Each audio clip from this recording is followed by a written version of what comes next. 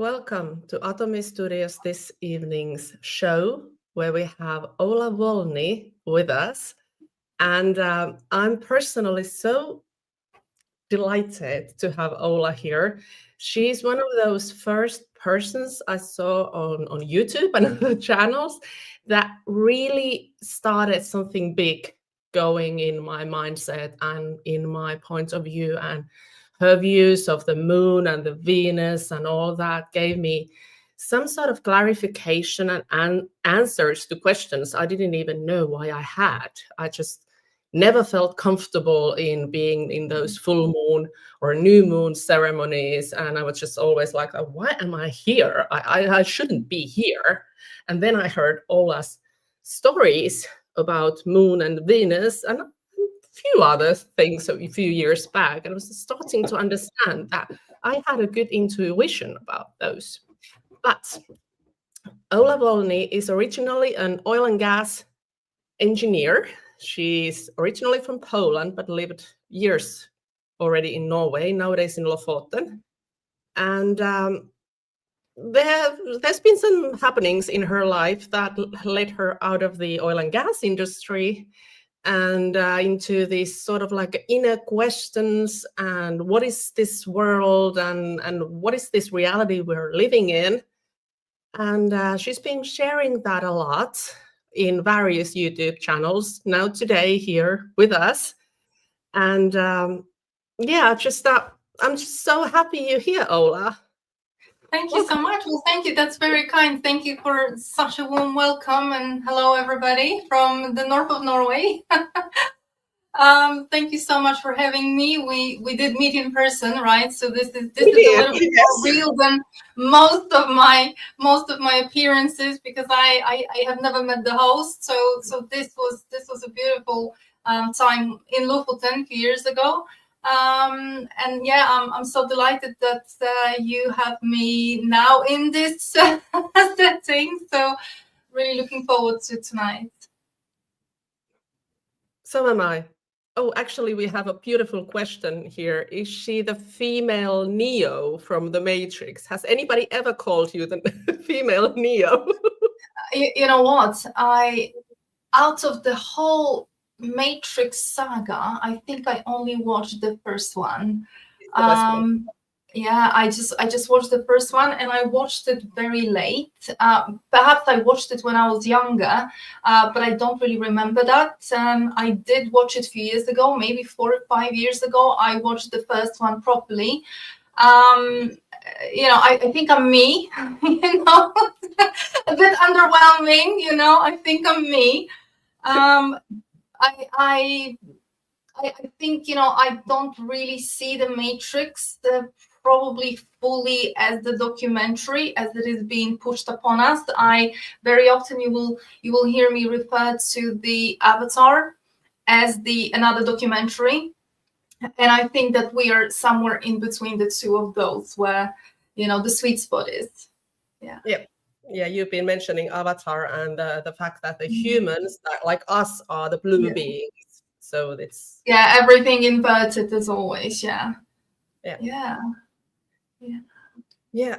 first podcast I ever heard from you was about Venus, and then sort of like I started listening to you and sort of like I understood, because there's a lot of interest towards astrology in Finland also, like the normal kind of astrology, the mainstream astrology. And your view on astrology is quite unique. It's sort of Vedic, but it's not. But and you always talk about the moving sky, and you talk about that the zodiac astrology is sort of like the matrix plan for each and every one of us. Absolutely. Could you sort of like elaborate more from that? Yeah, absolutely. So just for people who probably most of the people here have never met me, so just a little background here. I'm originally Slavic, so I'm from Poland, living abroad for 20 years now, and in Norway for 13.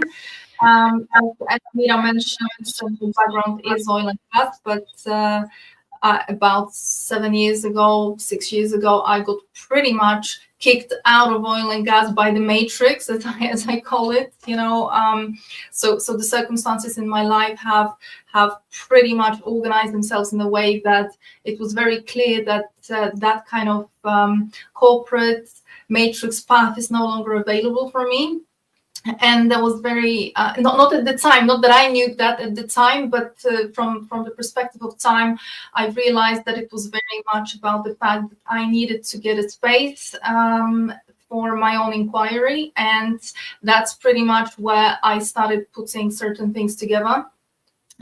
So astrology comes to it, and I have a background in a bit of Vedic astrology, Babylonian astrology, so the Sumerian Babylonian astrology.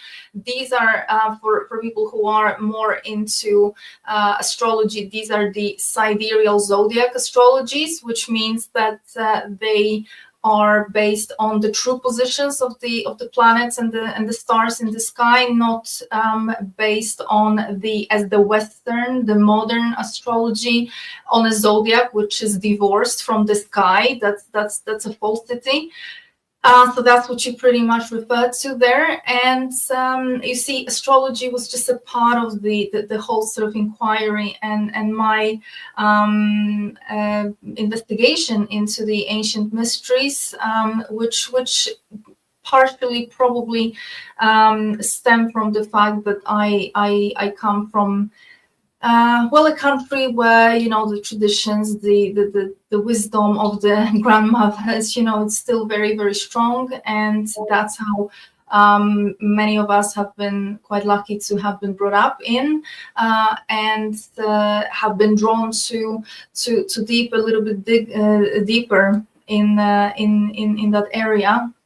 And always very drawn to the ethnic cultures, indigenous cultures. And when you start walking that path and sort of putting everything together, a very interesting picture emerges. And that's pretty much what happened with me. And that's where astrology comes in, because astrology, you see, I wouldn't say we're dealing with an opinion as much as, once you awaken, you cannot unsee what you see, right? So things become very, very clear that we are not dealing with a benevolent construct and benevolent world around us, but we are dealing very much with a pretty psychopathic picture where the reality as we know it is controlled, is to a degree predetermined. And this is where the zodiac comes in. This is where the astrology comes in. Astrology, numerology, purely as mechanisms to decipher what has been predetermined.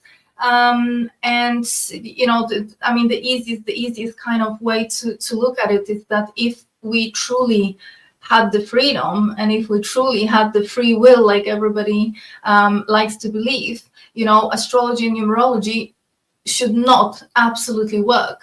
And we should not be able to predict anything, and not only predict, but we should not be able to read backwards either. So when I look at anyone's chart, or when I look at any birth data, and I can obviously look back at every astrologer. We can look back and we can tell something about the person's life. Well, if we had the free will, and if everything was really random, then that should not be able to take place, and it is. So for my sort of engineering mind, that never made sense. When I kind of looked into astrology and numerology, not through the courses path, because that's the problem is that most people who are interested in astrology and numerology, they do the courses and they never look any deeper, any further. That's the problem, because if you really want to work with astrology and numerology, there needs to be that element of awakening to what is the bigger picture, and the fact that we are not here in any kind of benevolent realm, which is a school for souls to grow. So and all this narrative, all this new age narrative that we have all come here to evolve and to develop and to experience things. Well, that's a bit of a as I always call it, that's a bit of a narrative to keep the Stockholm syndrome down, in our minds, to give some kind of to give the suffering a meaning. So to give people's lives a good story, because when most of the people, including the ones that are probably listening right now, if you look back at your life, it wasn't all, pink roses, right? It was probably pretty difficult life, especially, back in the childhood, there's been trauma, there's been conditioning that very much dictated your further experience. And, as I always laugh, it takes us about 40 years to get over, the childhood, right? So that we can kind of start living.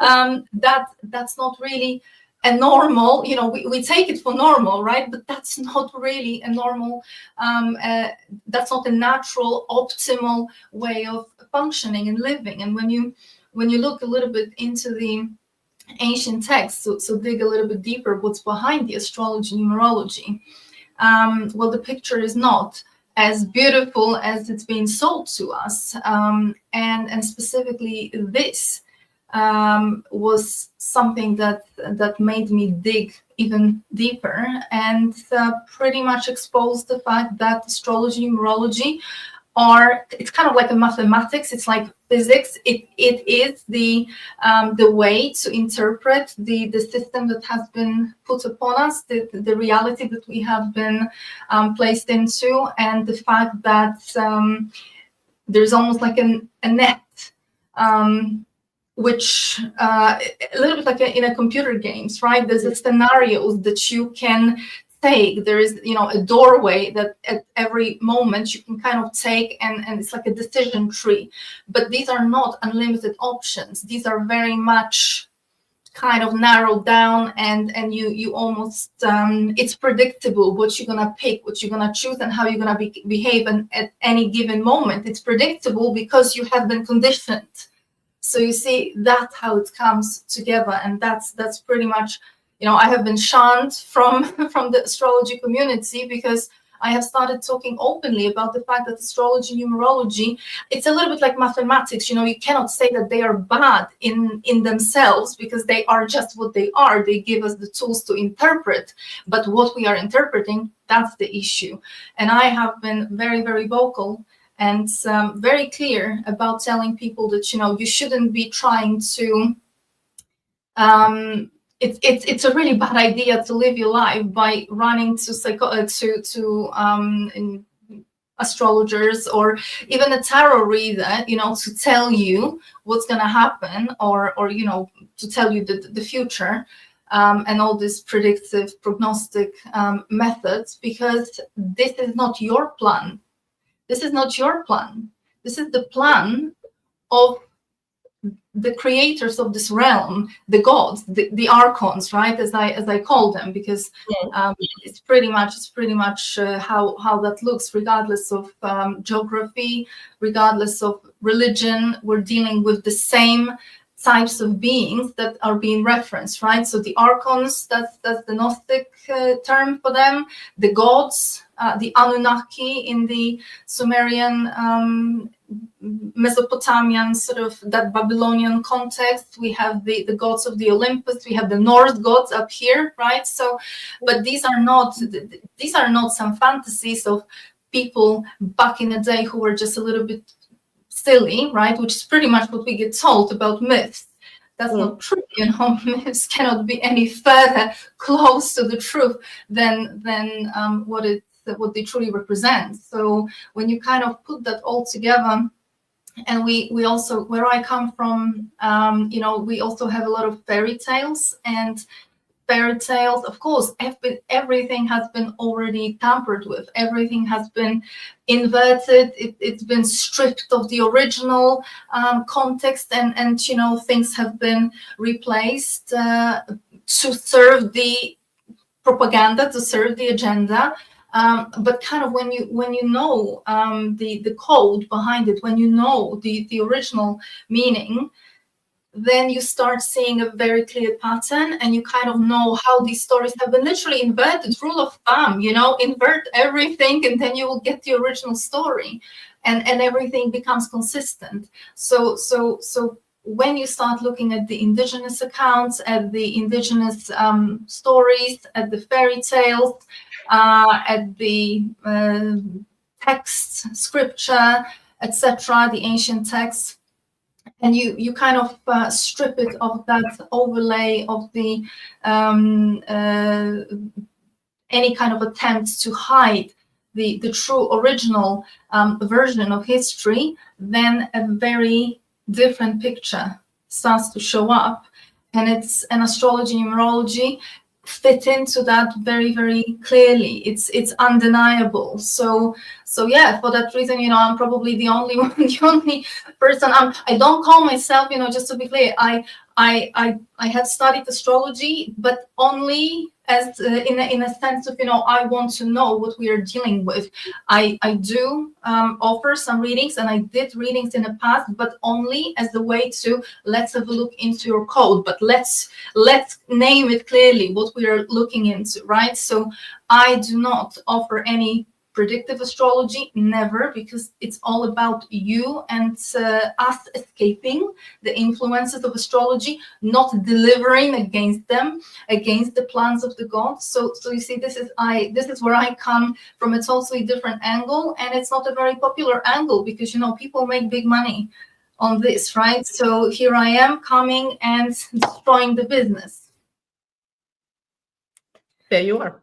That's the fool, the fool's move. The fool doesn't play the game. Exactly. That is so well said. That I don't know why we have some echoing here. I have to check.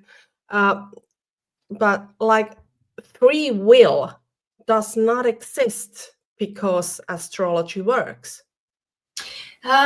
It's a very good question, and I think I should have probably expand on it a little bit more.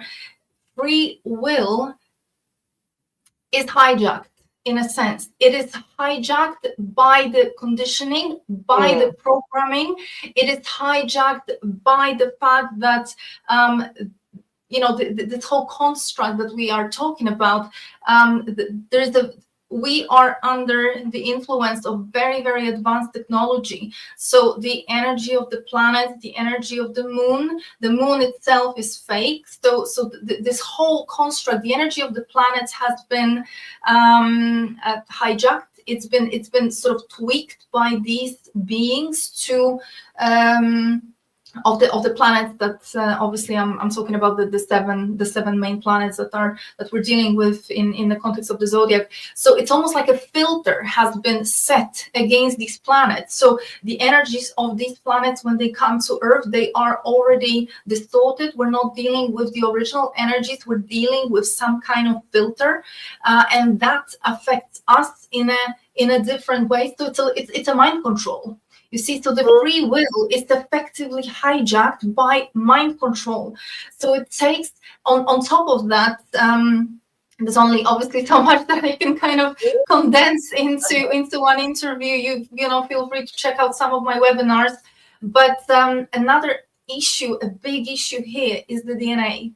Is the fact that over time, multiple times, our DNA has been subject to interventions by these beings, and this is pretty much the whole story of Genesis, right? The story of the Bible, creation of man. It wasn't a creation of man. It was once again another process of shutting down parts in the DNA, or perhaps intervening in a way that certain elements in the DNA have been affected and shut off. And it was for a very, very important reason, which is our DNA in its optimal or full capacity.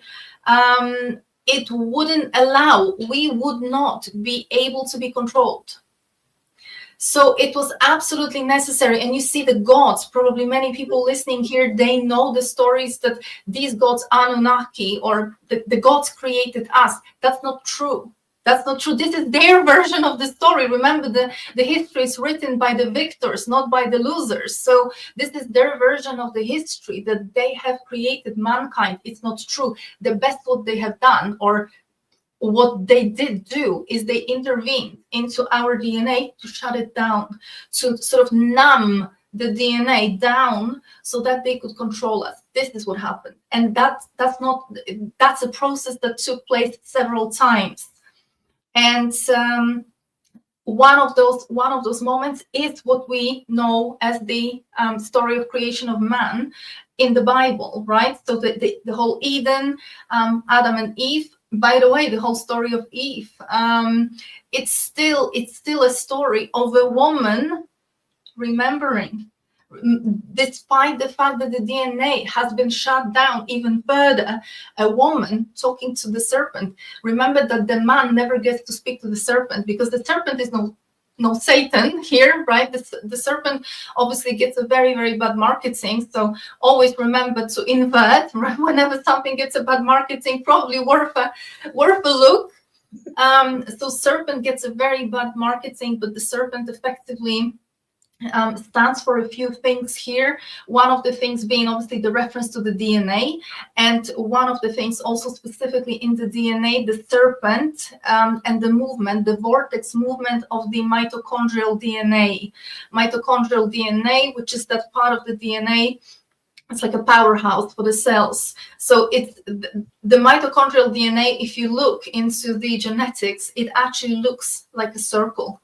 Kind of, a circle, a zodiac circle, right? This samsara circle. It's quite interesting because they hijack what is the original aspect of human, and they sort of distort it. They take control over that. So when Adam and Eve get cast away from Eden, Yahweh sort of sends them, throws them out, but also punishes the serpent. And people don't understand the story. People think that it's literally, the animal got also punished. No animal got punished. What happens is the serpent is told that it will crawl, right? That now it will only crawl, as in the movement of the serpent is suddenly slowed down.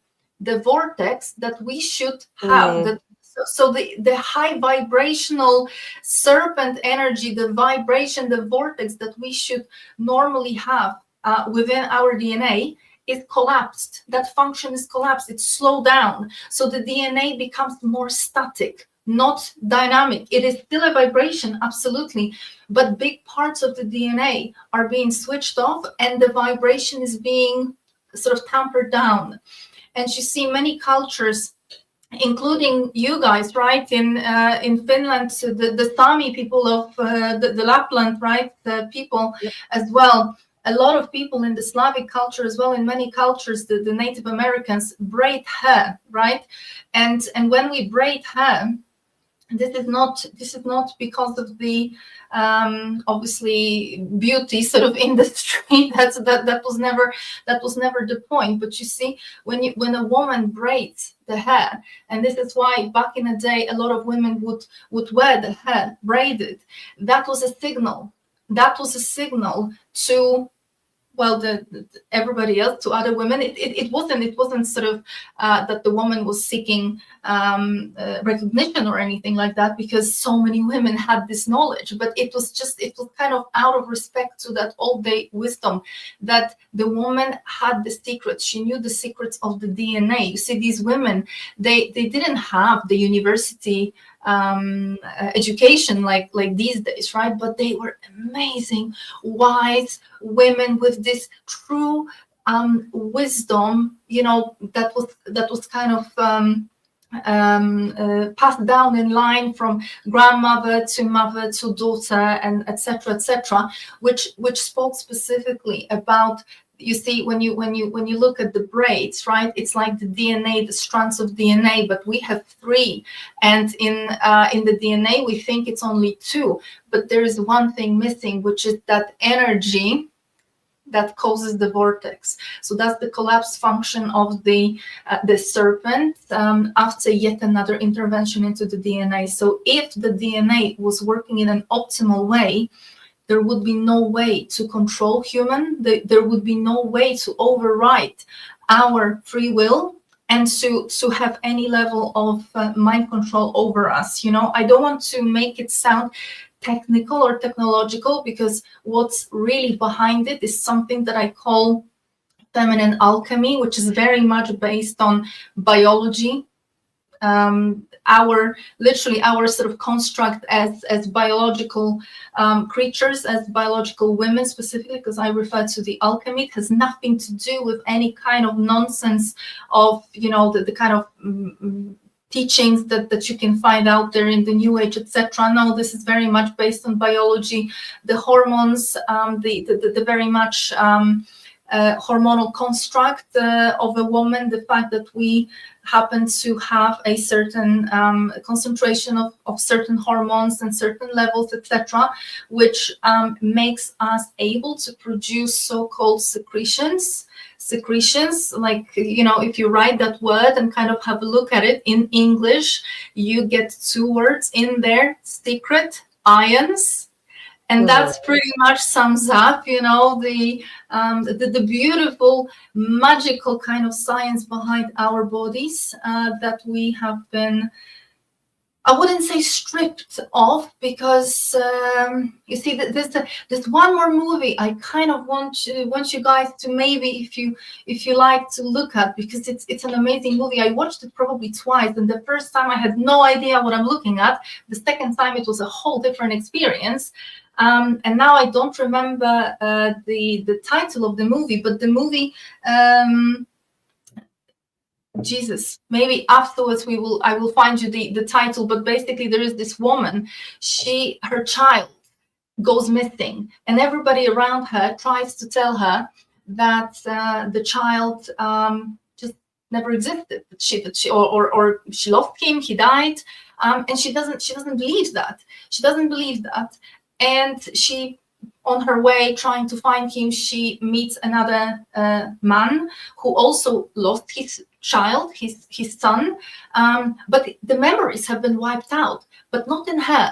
The man's memories have been wiped out. He kind of sometimes has a little bit of flash here and there, but she can remember. She can remember very well. And I don't kind of want to tell you, you know, all the story of the movie, but I think it's still worth the watch, even if I disclose too much. But you see, as the movie unfolds, it turns out that actually there is some kind of race overseeing humans, and they are doing experiments on humans. And actually, the act of kidnapping these children was only bait. It was literally just bait to actually get to the woman, get to women, because what they couldn't understand is, how is it possible that despite of all their attempts, all their interventions into the memory and wiping out of the memory and changing the sort of biological codes, the woman still remembers. And I think that's just such a beautiful thing, you know, because I think sometimes when you look at this realm, you kind of lose faith, right? You kind of feel like, oh, they won. We're screwed. That's so not true. That is so not true. This is what they want you to think. This is what they want us to think. And I'm no New Age, I'm not into any New Age nonsense. You know, there is no 5D nonsense and all that. None of that. I am here, you know, standing for the old day traditions, standing for the old days prophecies as well, which are talking about the times today, the times now. But not from that sort of New Age perspective, but from a very indigenous, very kind of original, true meaning of the end of the world prophecies, what it truly is about, when we strip it of all that New Age overlay. And it's actually it's a pretty promising picture. I'm not gonna lie that this is a picture that says everyone will make it, but it is a picture that certainly says that this is Ragnarok, right? I mean, I am here in Norway. Ragnarok, the doom of the gods, the doom of the world as we know it today. That doesn't mean we all gonna die, but it does mean that, well, as in the prophecy of Ragnarok from Voluspa, only certain people will survive, and specifically those who hid or slept under the tree of life. So, you know, that's another thing to understand. What does it mean to survive by sleeping or resting or hiding under the tree of life? It's not a poetic sort of expression. It is actually an alchemical expression. So specifically for women, this is something to do with the DNA. This is something to do with activating our bodies and making the body available once again as it used to be back in the day, before we got over time shut down more and more. So a return of alchemical woman, which is precisely the age of Aquarius. I never thought of the braids as being the sign for the DNA. I heard it has something to do with protection, like energy protection and that kind of thing.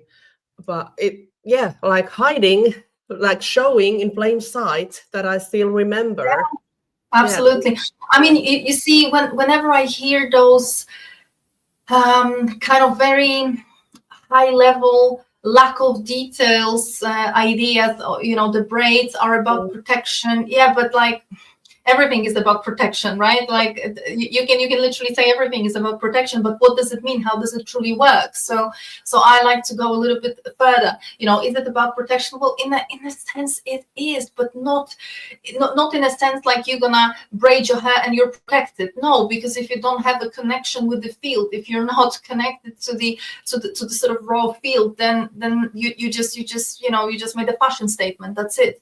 It has nothing to do with that, right? Braiding hair itself is not making you more spiritual. It doesn't. It's just like, you know, a person who wants to call themselves a shaman doesn't become a shaman just because they're gonna wear feathers and play a drum. Exactly. Got nothing to do with it. You know, it's almost like you have to earn certain attributes by understanding why you would actually do that. Why would you use a drum? Why would there be feathers? Why? But not intellectually. It's all about the connection with the field. The shaman is not, get me started on that one. Shaman is butchered, right? So that's another. Shamanism is very much where, you know, our grandmothers, our great grandmothers, that was very natural, right? The folk medicine and shamanism were pretty much intertwined. So a very, very different picture from what we can learn in the so-called modern neo-shamanism, right? No, none of that. Completely different story. That's not even, you know, that's a misinformation. I mean, that's a theater. That's a spiritual theater. That's a pseudo-spiritual theater. It is. You are, I'm sure you're familiar with our Kalevala and the stories. Yes. Stories in there. So you probably also know that there are snakes in Kalevala, or the Kalevala times. The snakes used to like be like the guardian dogs nowadays. They were guardians of your household. So a completely different thing that nowadays we are afraid of a snake. Exactly. And you know, the snake, the whole idea with the snake got on purpose twisted around and very much demonized, right? So right now people think about snakes, serpents, it's immediately a off-putting, sort of scary association. Exactly, right? Nobody thinks about it. Or then you have this other camp, the kind of camp that originates more from the New Age, and it's okay, you know, it's something to do with sexual energy, it's something to do with exactly, the Kundalini and all that.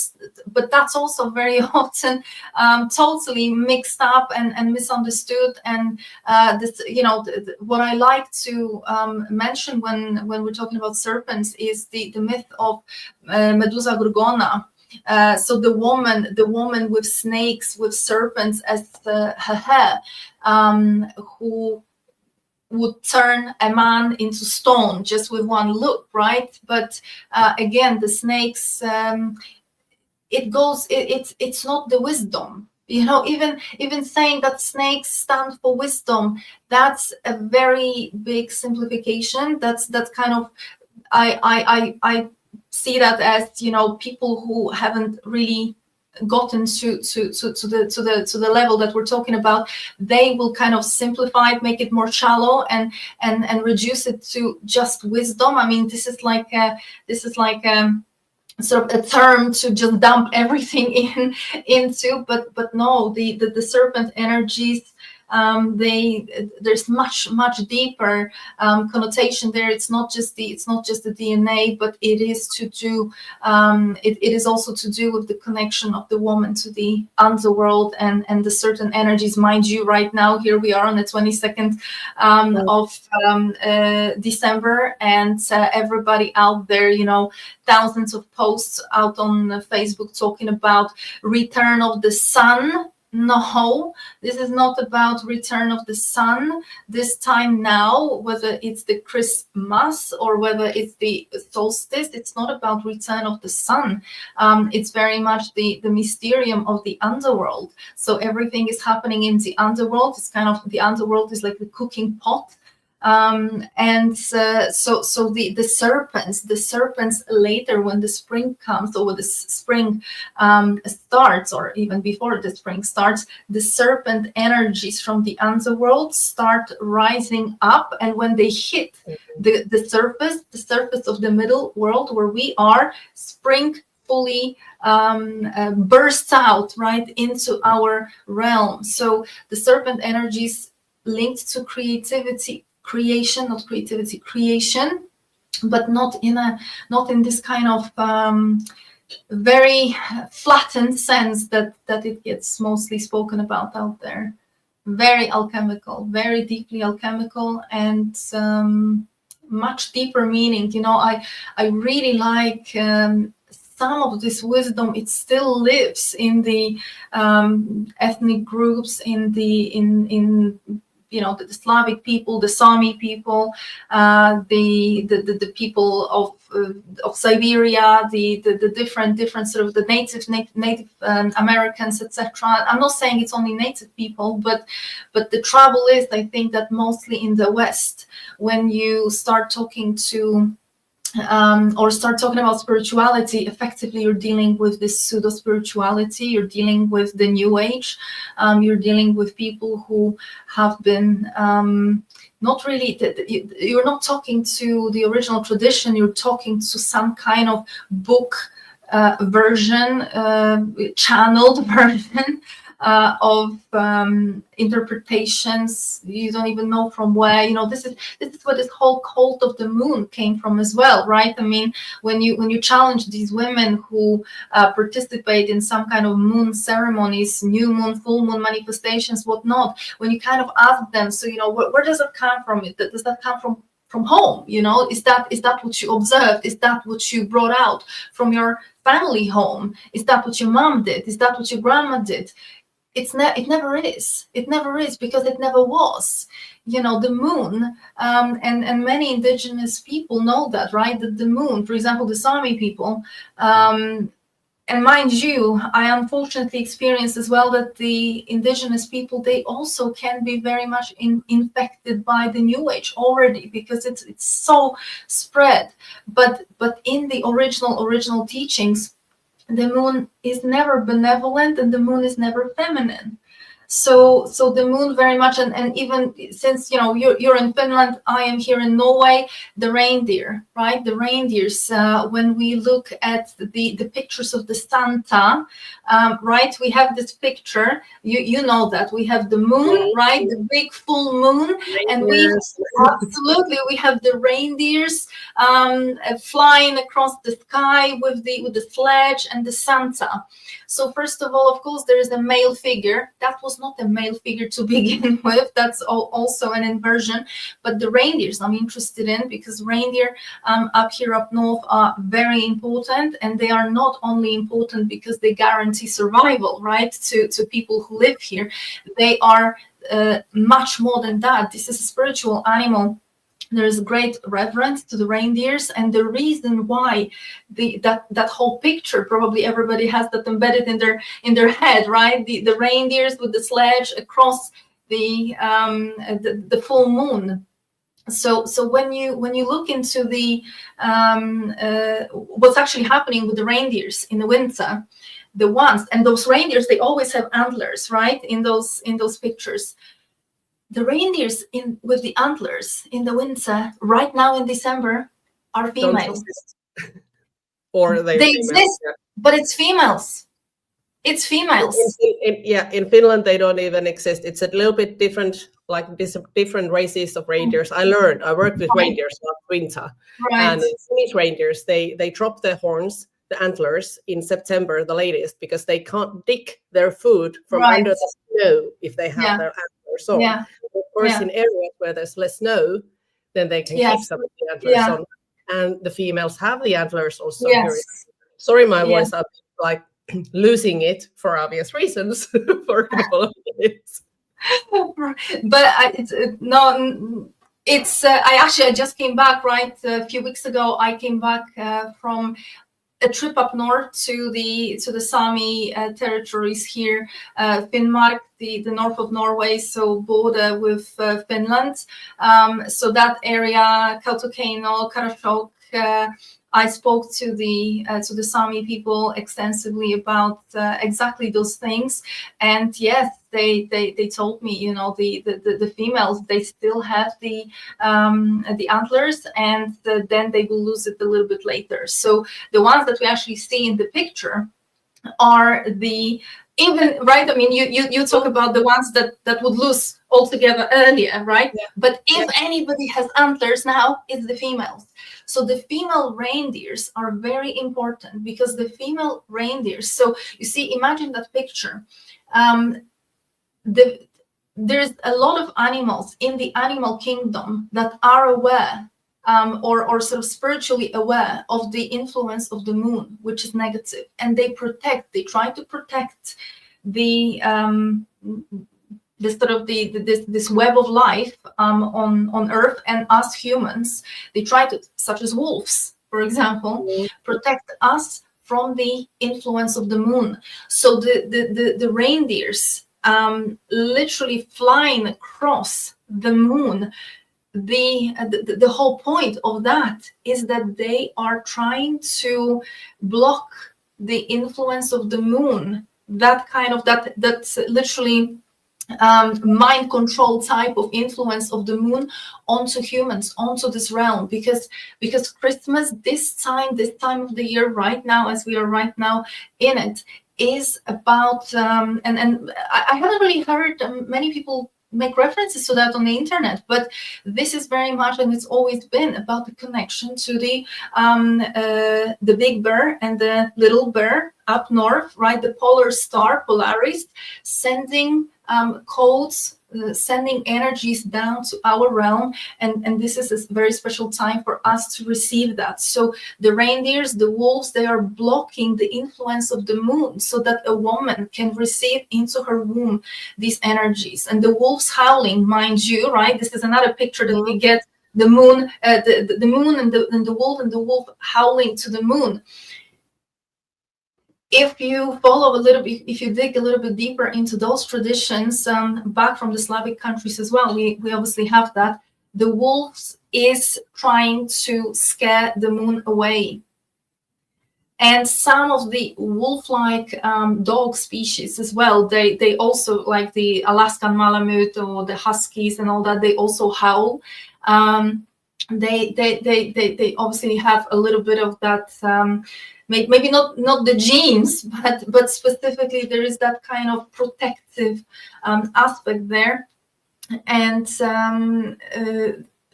the animals, they you know, the old legends, the old fairy tales, they capture that wisdom, that the animals are protecting us humans from the influences of the moon, the negative influence of the moon, because the moon is not our friend. The moon is not natural. The moon is here to be the part of the control mechanism. And you know, this is not sci-fi stories. I mean, for anybody who thinks that this is just a little bit too far, well, look a little bit into the science of the moon. Look at all these unbelievable coincidences in terms of size and 40 placement. times bigger, 40 times further. It just makes no sense. Exactly. It's just for something that just randomly flew and just got, hijacked by our gravitational pull, right, of the Earth. Yeah. It's just a lot of coincidences. It's just very, very lucky. So when you look a little bit deeper, and like I say, I do recommend reading some of the ancient texts, because they really give a lot of answers. This is the problem, that there's a lot of people out there on the internet with lots of opinions, and a lot of people that sound very convincing. They might be beautifully spoken, and they kind of, you buy into that. But there's a lot of misinformation on purpose. The war right now is not about lack of information. It's about spreading false information. It's about it's about literally making a mess in our heads.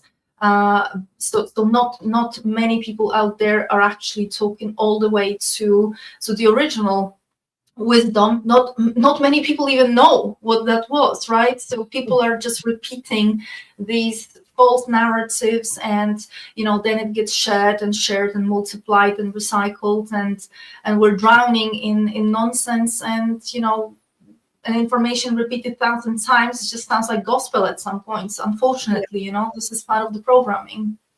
Repetition makes the truth. Exactly. Yeah. I had heard about you saying about the wolves howling to scare the moon away, but never about reindeers before this. It's very interesting. Yeah, that whole picture, specifically, it's captured, and we kind of think, oh, it just looks nice, right? Because it's all this light, and then the reindeers. There's a much deeper meaning behind it. So they are on purpose kind of guarding off that influence, sort of trying to fend off that influence. And it's the females. It's the females. It's the females. There's a lady in France. She is German. I met her accidentally, as everything happens accidentally. I only met her online. I never actually met her in person. She is, because you see, I about a year ago, I've decided that I want to have a dog as well. I have 2 cats, but I would like to have a wolf-like dog. And I just wanted to prepare myself very well for that. So I just joined some communities where some people who had obviously more information, more preparation to about that, like behavioral aspects, all that. And she was one of those people. So she's kind of like a dog whisperer type of thing. She lives in France, and one of the things she told me back then was that this whole idea that there's an alpha wolf, like alpha male in a wolf pack, that is also a misinterpretation. It's a little bit like these patriarchal or patriarchally conditioned scientists looking at wolf packs, and they making assumptions based on the fact that usually males should be more dominant, or they interpret certain dynamics in a very specific way. But what she told me was mind-blowing. She told me that actually the wolf packs are led by females. The females are the ones making decisions. The males, as always and everywhere, are just taking care of safety and security. But you see, our understanding, because we, in that kind of reptilian way, right, that kind of governs most of the people out there, we have it planted that there must be a leader, and it must be one, and the one who is aggressive or makes a lot of noise, that must be the leader. But she says no. That's it. Actually, the leadership of the pack is with the female. And the male is the one that takes care of the safety, security. He makes a lot of noise around him. That's why it gets interpreted as the leader. But actually, that's not what happens. So that was mind blowing, because that to hear it, from somebody who studies behaviors of, and she says it's the same with dogs. This is why when a man gets a female dog, especially of those kind of more wolf-like races, or breeds, not races, breeds, the dog, sometimes there can be a bit of a conflict, a bit of a friction, because the man assumes that he's the alpha, a man as in the human man, right? He assumes that he's the alpha. He's there to kind of say lead and decide, and this dog should just follow, especially that she's a female, right? So she should just obey.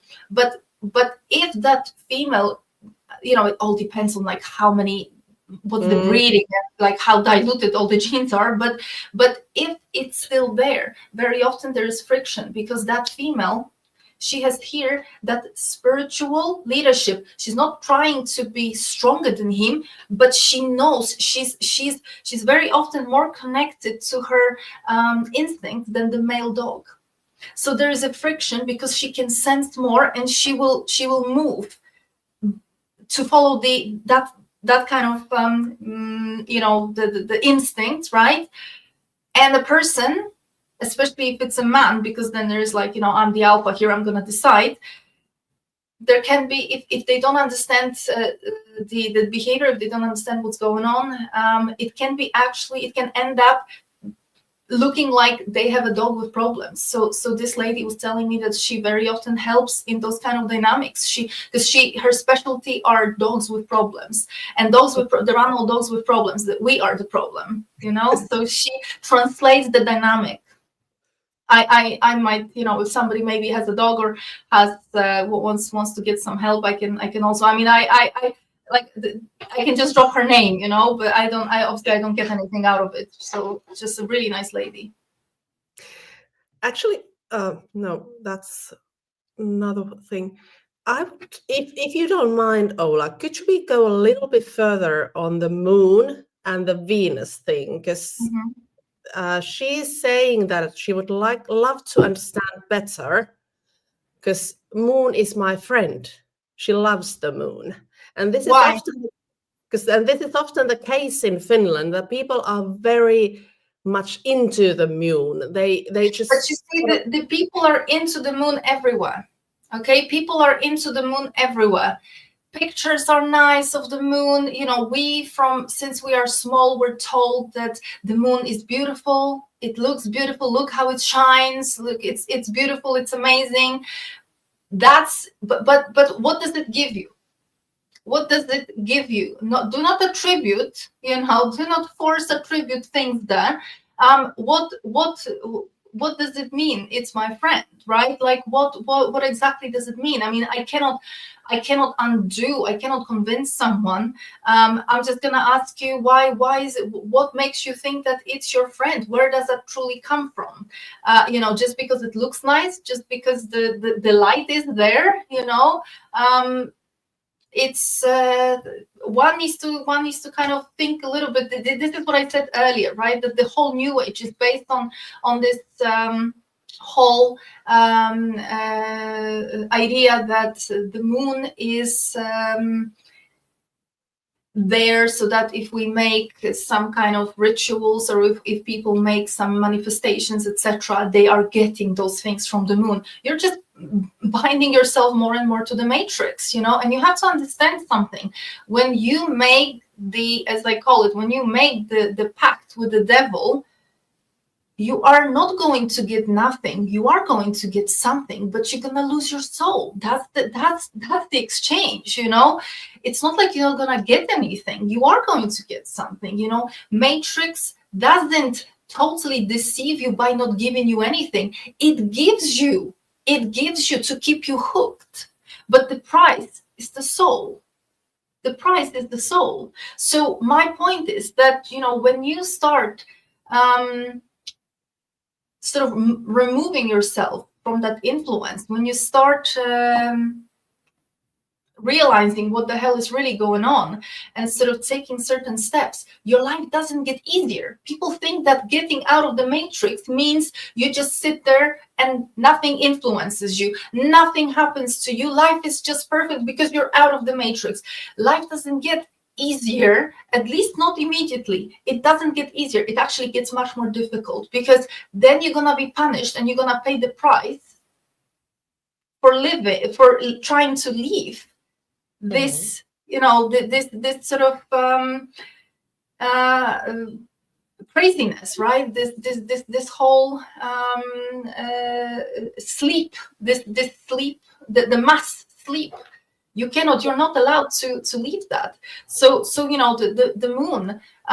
First of all, there is no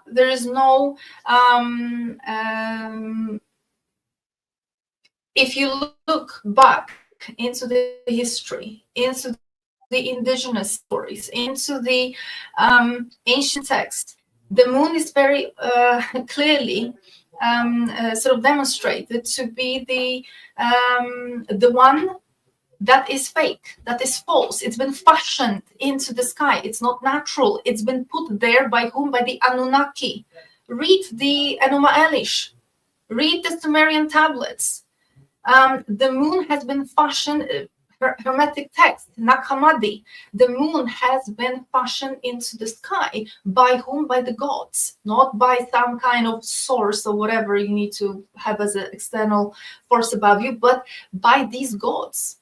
It's part of this matrix. It's not it's not a benevolent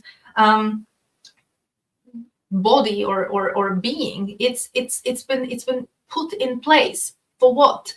It's part of the architecture of this matrix. It is there to literally to have an effect on our soul, on our. This is part of the mind control machine. Look into, like we mentioned, right, Mira? You just talked about it. Look at the facts around the moon, the size, the distances, etc. All that is so perfectly such coincidences, right? When it comes to the sun and etc. It's just you cannot make this up. The moon, this whole notion of women's cycles being tied to the moon, that's nothing positive. That's nothing positive. Show me any other example in the nature of any other species being tied to the moon. They're not. But every full moon, or like right, cycles, having pain and bleeding. But the thing is, right, that every other species, when you think about it, every other species, they know when they can get pregnant, because that's called heat, right? This is the time when the females can get pregnant. But for us, it's the opposite, right? So the time when we can get pregnant is actually, well, somewhere in the middle, but who knows? Because if your cycle gets a little bit longer this month, or maybe a little bit shorter or whatever, because you get a little bit more stressed or a little bit more sick, nobody knows, right? But actually, when your cycle, when your menstruation happens, that's kind of the safest time, right?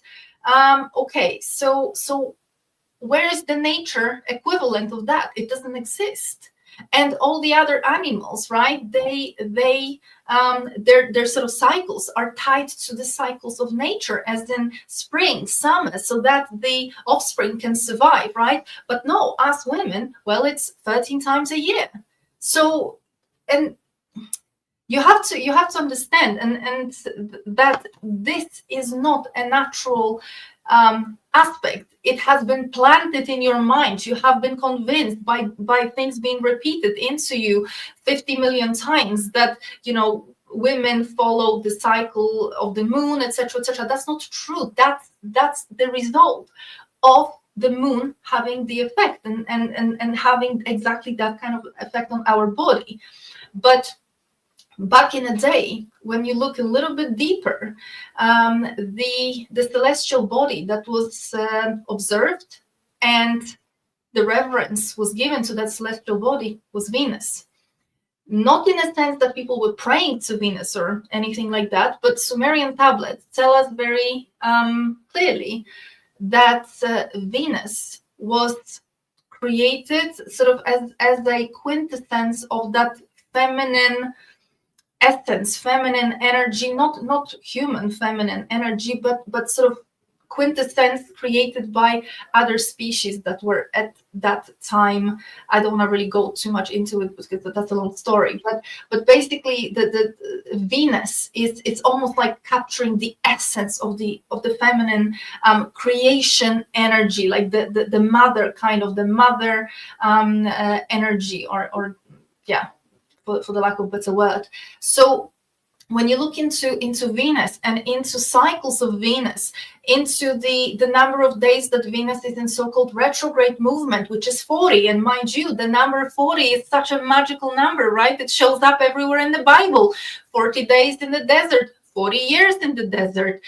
Jesus, 40 is the magical number that shows up everywhere. Everybody is fasting for 40 days. Everybody is spending 40 days doing all sorts of things, trying to get out of the desert, which, mind you, the desert in itself is also an alchemical context here. But Venus movement, 40 days in a retrograde movement. Also, when you look at the Venus as the morning star, evening star, the fact that she paints, that she kind of lands in exactly the same spots in the sky, so 8 years cycle, and she kind of lands in the same spots.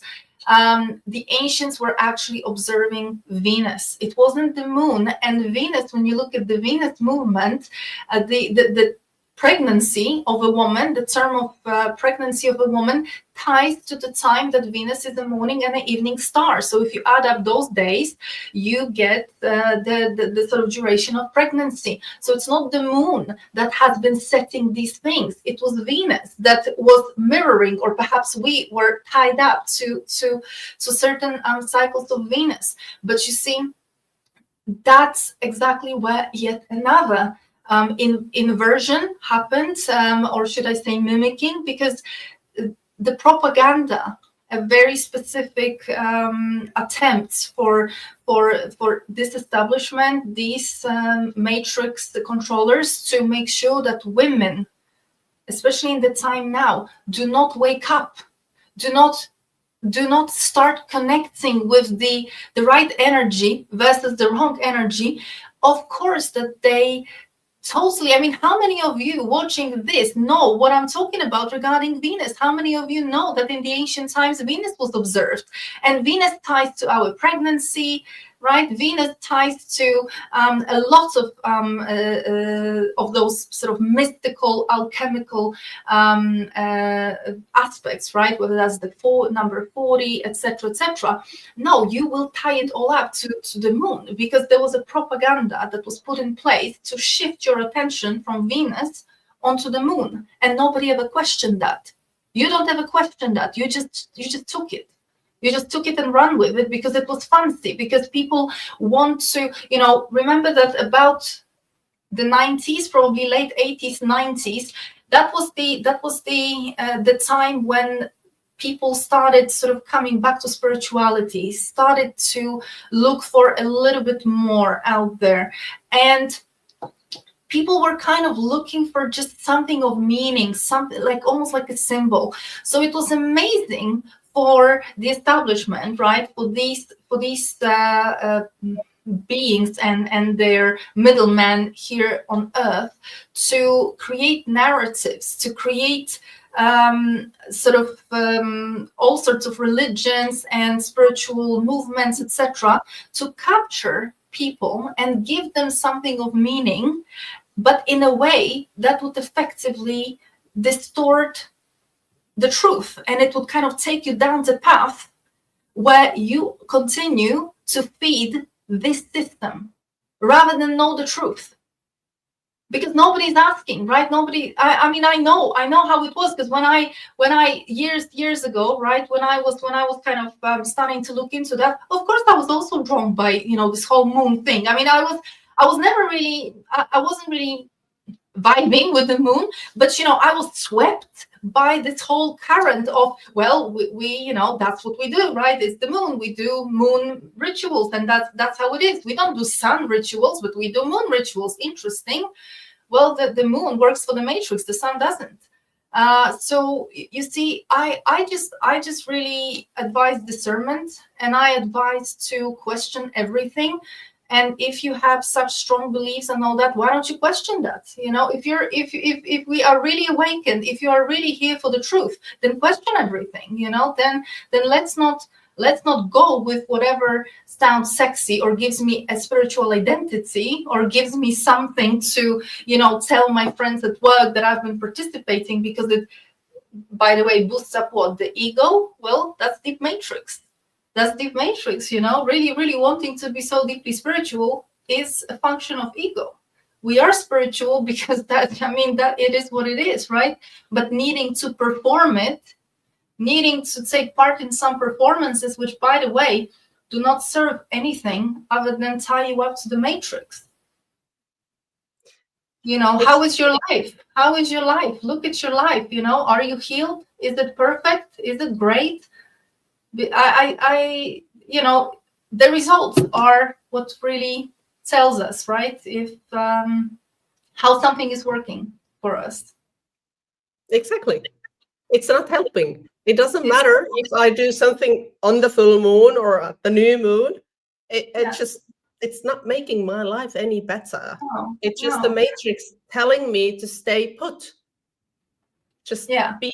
But you see, this is, I mean, it's just, I mean, you gotta give it to them, because it's such a clever, cunning way of going about it. Because you see, you can manifest, right? You can manifest, you can tell yourself you manifest, and the new moon, full moon, whatever, but you have no results. Or you have sometimes, but then, you know, I'm sorry, I'm going to argue with you, and I'm going to tell you that I can track it by your astrology, that actually here you were given a payout, and I can predict that. That's not your manifestation. It has nothing to do with it. Yeah. But then there is this whole story that people will tell themselves, well, I was manifesting this or I was manifesting that, but I didn't get it because it's my karma. It's my karma that's in the way, because I still need to learn some lessons. I still need to evolve a little bit, and then I will be worthy. Where did you hear that language last time? In church. In church. You are not worthy. You're not good enough. Maybe if you pay some debts, maybe if you pay some karmic debts, maybe if you evolve enough, then maybe you will be given something. I mean, you know, look at the level of programming that we actually accepted. We accept that, and it makes sense. This is how beaten we have been. And I bet you that there are people watching it right now thinking, what is wrong with that? What is wrong with that logic? That makes sense. Really? So ask yourself, do you have children? And if you have children, or if you don't have children, then, you know, look at the children of other people. Do you think it's fair to give conditional love? Do you think it's fair to bring up children telling them that they need to deserve love? That they need to behave in a way to only then deserve something from you? Really? That is the God's love? I mean, that is Stockholm Syndrome, people. Come on. You know, that's it. That's it. This world would be perfect if all the lies that Matrix tells would be true. If the guardians, the carekeepers, or the angels, if they could be like all seeing and all doing and all beneficial for us, there wouldn't be any missing children. There wouldn't be any conflict. Yeah, exactly. There wouldn't be any tyranny. There wouldn't be anything. But this place is not anything but malicious. Well, this place is actually everything that it was designed to be, right? But not designed by the loving, benevolent presence, but designed by those who have come here once upon a time and hijacked this realm, right? They have been running their own show here for the past several hundreds of years, but the very aspect of end of the world is talking about end of reign of these beings. So this is exactly the time where all that finishes. Yeah, this is precisely. And since we have been talking about feminine and feminine alchemy most of the time, I want to add that the menopause, that's one of the key issues, how they keep women down, because as you said in the beginning, it takes about 40 years to recover from all the childhood trauma that we go through. And by the time we get hit by menopause, which is telling us to like slide under the carpet and just diminish, get whatever, and it should be like not hiding our energy, it should be like lifting our energy, focusing on like absolutely. I mean, you know, think back in the day, right? The witches were burnt at the stakes. And mind you, the witches, I think the whole term is a little bit, it's a bit of a mess, because it's being disappropriated to the wrong sort of aspect. As in, when I say witch, I don't mean some woman with bad intentions doing some black magic. That's not what I mean. When I refer to witch, I mean women who are postmenopausal. So this is the alchemical aspect, right? Women who have now contained their energy. So these women become like, they become like the black holes. They contain all this energy that we women who are still menstruating, we are still being externally sort of charged. We still, once a month we have the cleanse out, but still for us, for the women who still menstruate, the energy, sort of the charging of us, it's still external. But the woman who is who has gone through menopause, and so the blood, the menstrual blood, it's literally flowing through her body all the time. It's exactly not lost. It's not lost. She's holding on to it. So this is a woman who has, from an alchemical perspective, that aspect is probably the most powerful and the most threatening, because this is the aspect which transforms and transmutes. Can you just give me 1 second, because I just need to make sure that it's not loud. It's very loud outside of my door. Just 1 second. You take a second. Netistä löytyy tosi paljon Ola Wolnyn haastatteluja. Hänellä ei ole omaa YouTube-kanavaa, mutta hän on ollut tosi monessa podcastissa haastateltavana. Eli jos te laitatte YouTubeen hänen nimensä Ola Wolny, niin sieltä löytyy monenlaisia haastatteluja ja eri aihepiireistä, ja varsinkin tätä Kuu-Venus-asiaa niin löytyy useampi. I was just telling the audience that you don't have your private YouTube channel, but you have visited so many podcasts that they only need to type in your name and to find further information on your... Yeah, absolutely. I created something like a channel where I try to collect all of my interviews into one place. Yes. So you will not really see me showing up there to just randomly talk about things. These are only my interviews, but they kind of collected. I managed to find some discipline at some point after 3 years, and I kind of tried to put them together. So there's probably about 50, 60 videos, something like that, which I still probably haven't put everything there. So, but makes things easier.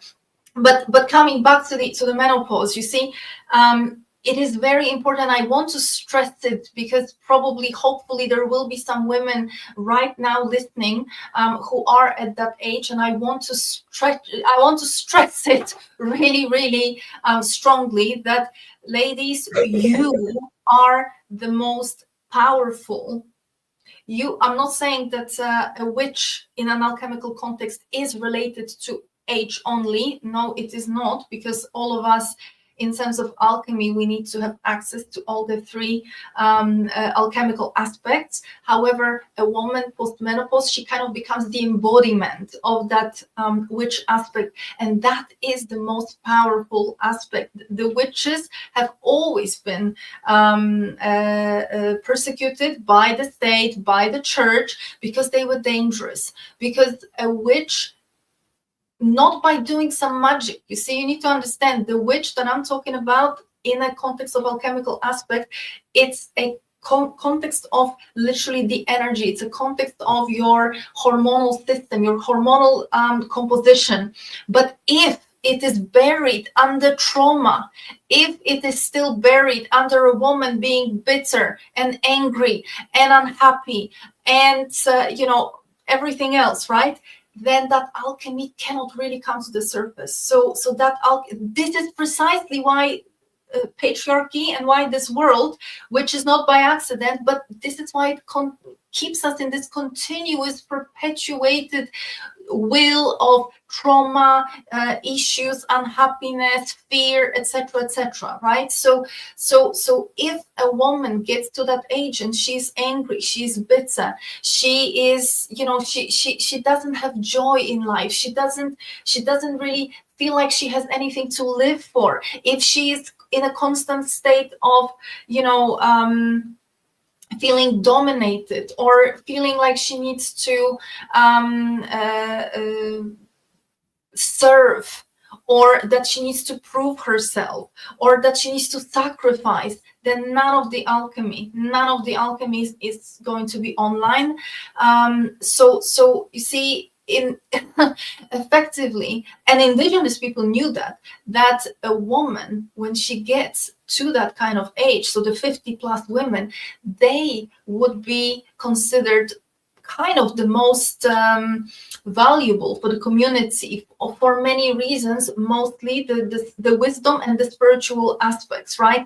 Much more valuable than, I mean, I don't kind of want to make it sound bad, but you know, sorry for phrasing myself bad, but in a sense, much more valuable than a girl that's 20. Okay, and look what this world has done, inverted.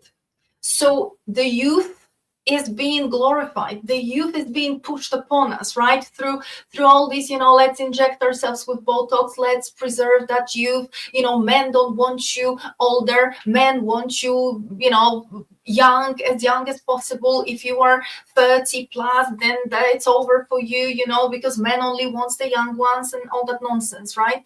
It's being pushed upon us that we lose value with age, when actually the opposite is true. Woman gains value. So in terms of her alchemy, she becomes more powerful with time. This is not to say that the girl that's 20 years old is not powerful, but this is just in that alchemical context. I want you to please understand that, because the thing has been inverted. So when a woman hits menopause, very often she kind of feels like, you know, her time is over. What's there to do? She maybe feels lonely. She feels a bit defeated. She might be feeling like she's lost her looks, so she got nothing.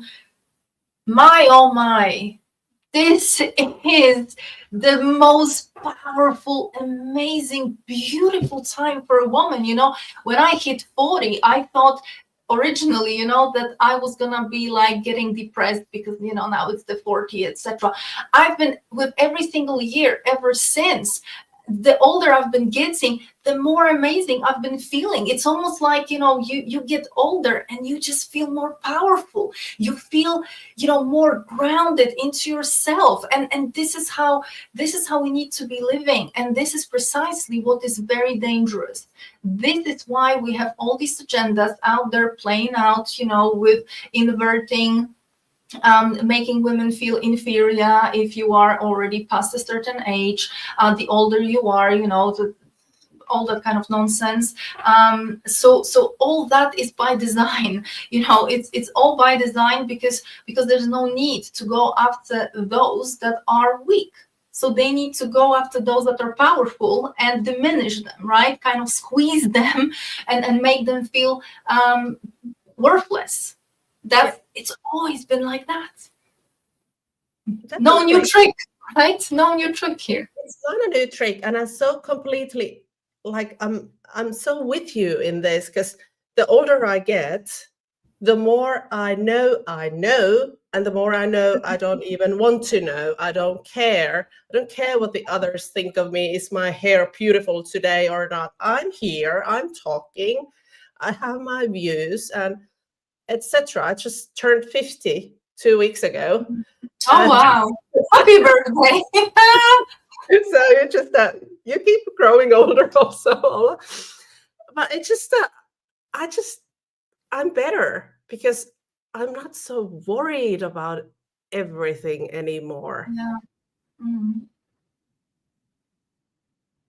Yeah, you see, in terms of hormones, in terms of that hormonal aspect, when woman sort of goes through the menopause and sort of crosses onto that other side, in terms of hormones, the changes that happen in her body and the state that she embodies are similar in terms of hormones, okay? So the level of hormones are kind of similar, especially the so-called wisdom hormones, to the time when we who are still menstruating are experiencing during menstruation, and also just a little bit before, which means that women who are post-menopause have access constantly to that wisdom, to the highest form of intuition.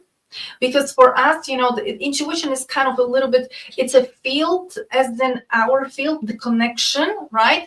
But it is also hormones. So there's like spikes. You are, depending on where in the cycle you are, the hormones are kind of making you a little bit more tuned in, or you know, a little bit more processing, analyzing, right? It kind of differs. But a woman who is post menopause, she remains in that wisdom connected, sort of able to interpret and understand deeper, because that becomes your baseline. So I mean, you know, this is why in the indigenous people groups, right, the women who crossed onto that post-menopause time of their life, phase of their life, they would be the grandmothers of the tribe. They would be the spiritual leaders. They would be the ones who would be the gatekeepers of wisdom, right? They would be the ones who would advise and guide the younger women. They would teach the younger women, because literally they become constantly connected. They walk like the sun. They are literally like a black hole, you know, in terms of they've already, all the energy is gathered up inside of them.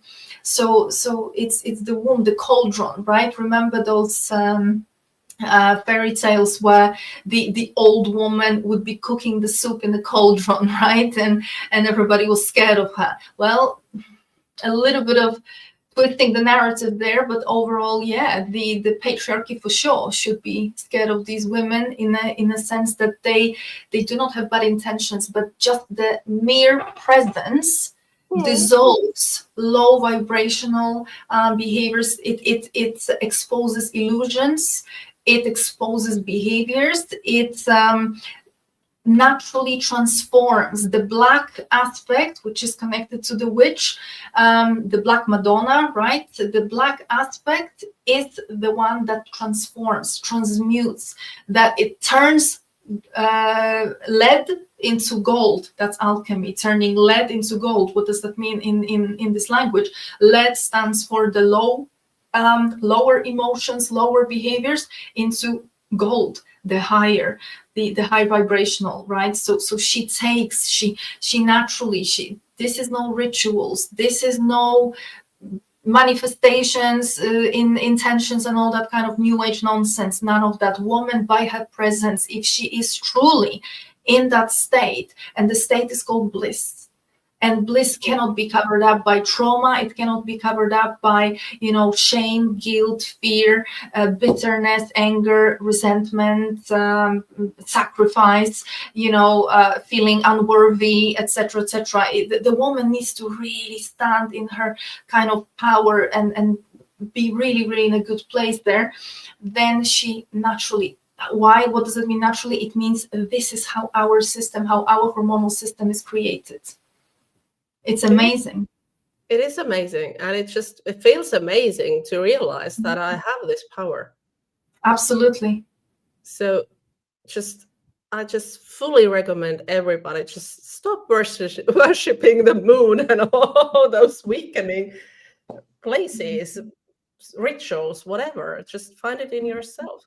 But we have some male viewers, and I know that you have respect for males also. Oh, absolutely. This is nothing to do, you know, this is, mind you, nothing that I have said so far. None of this is some kind of feminist manifesto, okay? Just to make it clear. Feminism is a CIA movement created on purpose back in the day to, by the way, drive women away from alchemy as well, right? Because women who are shouting, screaming, and trying to compete with men are equally useless. Yeah, I just said that, as the women who are, you know, worshiping all the weird things.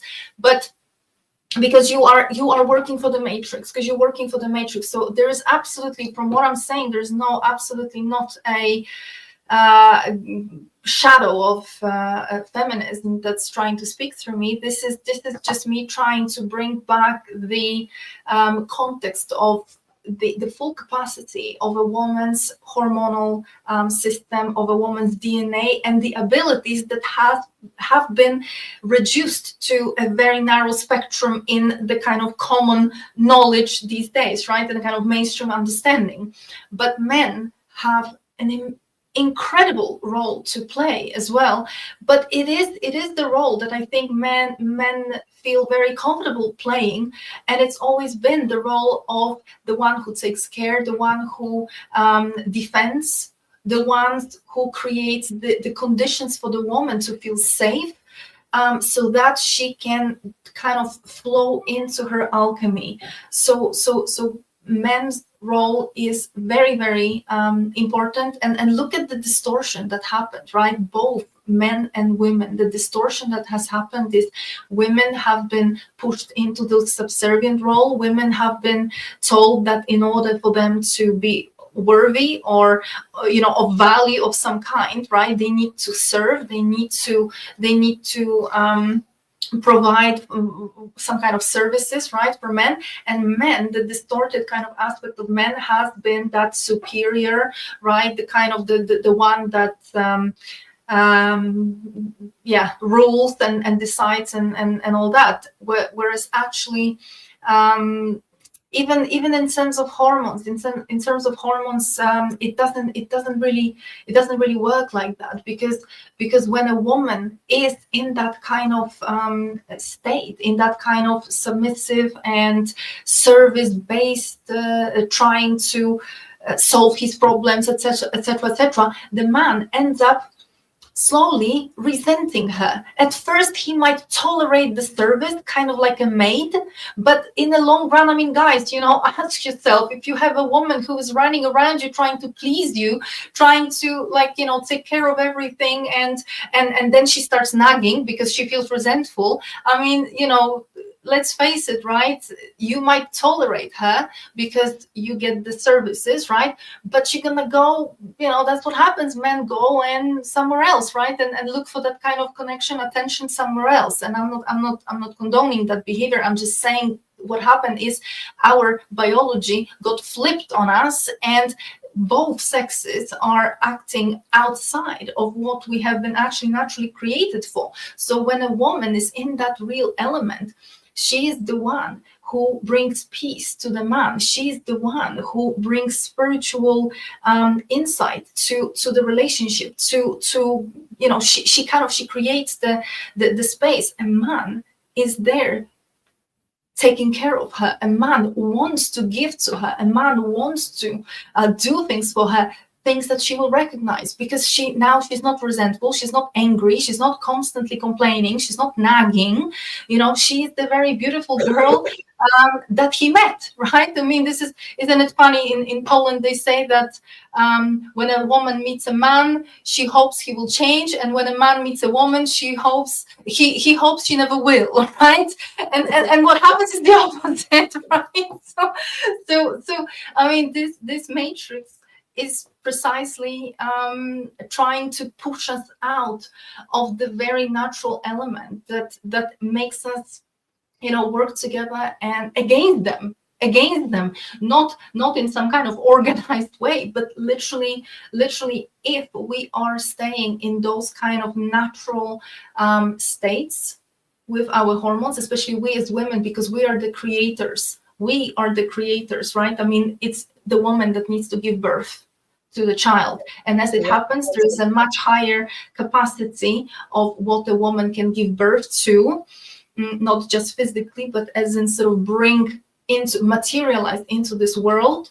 it goes through the woman, because the woman is the holder of the womb, of the grail, of the cauldron, right? So all the cooking, all the materialization happens through the woman, but the man needs to create the conditions for her to feel comfortable, to feel good, to feel safe, to feel wanted, cherished, etc., so that she can make him feel the right things. It's just naturally, it's a process that kind of ties itself up once, you know, it starts flowing. So it's actually amazing. And when you look back to the old days, you know, when men used to recognize that there are certain things that they can access only through the woman, there was no issue of promiscuity, there was no issue of cheating, because you know, all that really stems from trauma. All that stems from even needing, you know, attention or seeking some kind of dopamine and you know, needing external stimulation. But back in the day, when those things were not distorted, that true union between man and a woman was actually very, very, it would survive. You know, men would go to war and the woman was not worried that, you know, something will happen. He will come back to her, even if it took years. So I think it was beautiful. You know, it's beautiful when it works the way it's, you know, when we take off the trauma, because it's the trauma that kind of distorts the picture. Exactly. Could we go into your view of our reality, of the dome and the planets put in place, with the except of Venus being semi-free? Yeah, absolutely. So you see, again, what I share with you is not exactly my views. It's because I think that the old tales, the sagas, etc. Absolutely, because you see, I where I come from, views and opinions are a little bit irrelevant, because everybody will have them, and so what? So what I try to share with you is the synthesized picture, again, of the ancient text and some of the ancient teachings, fairy tales, etc., mythology, very, very strongly. So the realm, when we look into the Gnostic texts are very, very useful in this aspect. Pistis Sophia, for example, I always refer to that one, but also Hermetic texts. So Corpus Hermeticum, Nag Hammadi texts as well, give us a very, very good picture of what happened and how it happened. Enuma Elish, the creation myth, the Sumerian creation myth. So the way the realm is described is that there are sort of different levels above us, whereby, again, this is where the zodiac mechanism comes in very, very quickly, right? So pretty much what's above us, is there a firmament? Well, yeah, firmament is referred to in the Bible, it's referred to in the Gnostic text, it's referred to in the Hermetic text. So there is the firmament. What is it made of? I don't know. I mean, my best guess, some kind of very, very advanced technology that might resemble glass, or, you know, step change in dimensions. I don't know. I don't think it's that relevant to kind of try to come up with exactly what kind of material, or because I think we are so far behind with that kind of technology that this just doesn't serve any purpose to try to solve what is the firmament made of. It is mentioned, and we seem to have evidence of that being up there. Whereas sort of part of that whole realm above are the planets and this whole mechanism of destiny, as in, I think that would be probably the mind behind the zodiac, as in sort of creating certain events and orchestrating certain aspects in a way that it produces certain results in every person's life. So of course that is for everybody tied to our date of birth, but the date of birth doesn't, it's nothing else than a mathematical, again, representation. It's almost like a passport, right? You can get a passport, you can get a barcode, or you can get the date of birth, right? It's mathematical code. That's all it is. And astrology, numerology, just to make it clear, it's just a code. It's just a code which contains all kinds of data. It contains data specifically that covers what the matrix has fashioned you with. So what I mean by that, the traumas, the conditioning, the patterns that you are likely to repeat because of that very conditioning, the sort of the type of relationships, etc., etc., etc. But it also contains those kind of more positive aspects that perhaps were able to be filtered into this reality with your soul. So of course your soul does not enter fully into this reality. It's more like on a drip, kind of an element of the soul enters this reality, and with it comes some kind of I don't know, talents or predispositions, etc., etc. So we can read all of that within the astrology. The problem starts when you start seeing that all that is not just static. There is this dynamic aspect as well, which is the movement through the years, through the months, etc. And that is where I specifically have a big problem with, because that movement very often is a looping movement, which means that the fact that we might over time overcome some trauma is not by design for you to overcome, but it is more the fact that we are still stronger than this mechanism. So there's many people, probably 90% of people in this world never leave their trauma loop. They never do. They might replace one loop with another, but they keep looping. And many people that's the kind of autopilot, right? They don't think there's anything wrong with them. They just want a pill for everything. They don't want any insight. They don't want any introspection into themselves. They don't want to reflect. They don't want to look at anything. They just want to go to work, earn money, come back home, lay on the sofa, watch Netflix, and do the same the next day, right? So these people very often are that kind of autopilot. They are much more acting out their astrology than the people who start asking questions, than the people who start sort of digging a little bit deeper. And of course, we have to be a little bit careful, because there's the people who start to look into things and they kind of believe that they are more spiritual and all that. They also can fall very often into the trap, the next level of matrix trap, which is, you might have cracked something, you might have realized something, but now you fell into the next level of prison, which is your spiritual ego, right? Which is your kind of different level of loops are now activated on you. So it's, this mechanism is relentless. It's unbelievable. It's almost like, unless you know, you're screwed. It's terrible. It's terrible. You gotta give it to them. They are very advanced intellectually. The ones who created this realm, very, very intellectually, in terms of intelligence, very advanced. But what they lack is the that kind of intuition aspect. So that kind of thing that you cannot quite compute.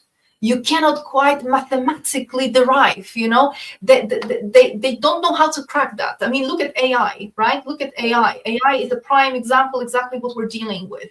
Like, AI it can absolutely outrun us in terms of computing things, in terms of sort of, processing patterns, analyzing things. But it's probably anybody who ever used ChatGPT or any kind of AI tools, you have noticed that it cannot fashion in there the intuition. It cannot fashion that kind of something that you just know, and it just doesn't, right? So that's where they struggle. So in terms of the realm, that becomes the biggest issue, right? And of course, the moon is being mentioned as one of the key elements where the signal is getting magnified. The signal seems to be placed on Saturn. So the Saturn and the rings of Saturn, you know, the way we, you know, when you get married, you also the ring, right? So another ritual of the matrix. So the Saturn seems to be where the signal originates, and a lot of things are kind of orchestrated there. But the energy or the signal gets magnified when it hits the moon, and then it hits onto the earth. So the mind control, right? Other than that, the planets are in a way sort of the planet's energy has been distorted. It's almost like a filter has been placed. I don't know how. It's a very advanced technology. So the energy that is hitting us from every planet is distorted. The only planet that is not experiencing the distortion is Venus, of course, because you cannot distort the original feminine sort of essence. So they have been trying to do that. And PC Sophia, the Gnostic texts, I think if you kind of read it with the lens of astrology, astrotheology, you start seeing that the Sophia, right, and the context of the 13 realms, and the fact that she has been demoted, she has sort of fallen from the 13th aeon down into the 12th, and the 12th is the zodiac, right? But she has fallen out of 13th always associated with the feminine, but she has not. So the sort of the gods that are associated with these 12 demons, they are trying to capture her. They are trying they are pursuing her. It's a relentless pursuit, but they never catch. So Venus, she has been included, not in a sense included in the zodiac, but of course she is there, but her energy has not been distorted. So that's the difference of with Venus, not in a sense of zodiac, but in a sense of what she truly represents, which is what we talked about earlier. Yeah. And of course, then we have the constellations, and 12, not 13, because 13 is the feminine. 12 is the wheel of samsara. 12 is always the never-ending will, which is referring also to this whole concept of reincarnation onto the earth, as in majority of people do not know how to die to escape this reincarnation will, which means that you will be pulled by the moon, by the light of the moon, and you will be cast down back onto the earth. The Egyptian Book of the Dead describes exactly, and the I think that's probably one of the best accounts on how, and I think the Hermetic text as well. How does that work? Whereby, when you die, your heart, meaning, well, of course that's a little bit symbolic, but your heart is being weighted against a feather, and if it's heavier than the feather, then you go back. So the question, of course, is how to make the heart less heavy than a feather, and of course that's where, oh, beautiful. That's where this whole context of trauma and what we carry with us inside of our body, the heavy emotions, heavy programming, etc., the beliefs, the false beliefs, the limitations, the emotions, etc., etc. If we carry that, and we cross over with that, then the scales are obviously tilting. And it's not a question, this is not a choice after death. You do not get to pick where to go. This is not based on free will. This is not based on intention. This is not even based on orientation. It's literally, the mechanism is organized in a way that if your soul is fragmented and if your essence is stained with these programs, traumas, etc., emotions, then it's automatically, it kind of pulls you on. That's how this is what we have been warned against by our ancestors and in this text. So that's very, very clear message. It is.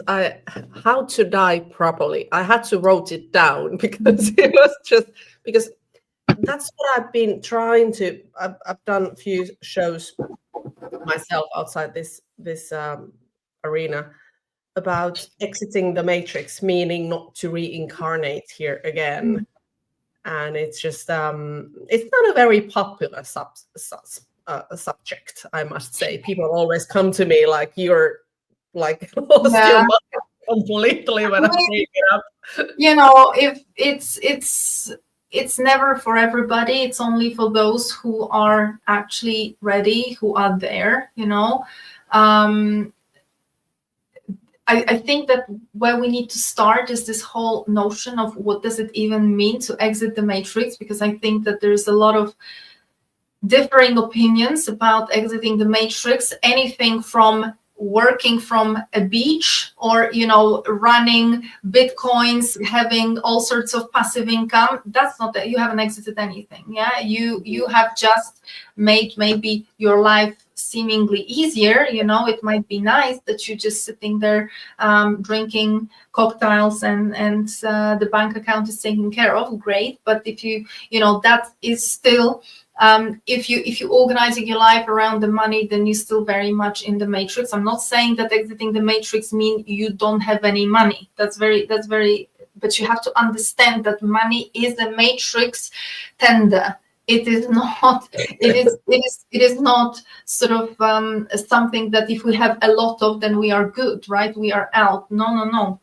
So Mary Magdalene says, in the, again, back to the Gnostic Gospels, she says that unless you resurrect in life, right, when you are still alive, after death, it's too late. It's too late. And this is precisely what I've been explaining with the scale, right, the Egyptian Book of the Dead. So what does it mean to resurrect when you are still alive?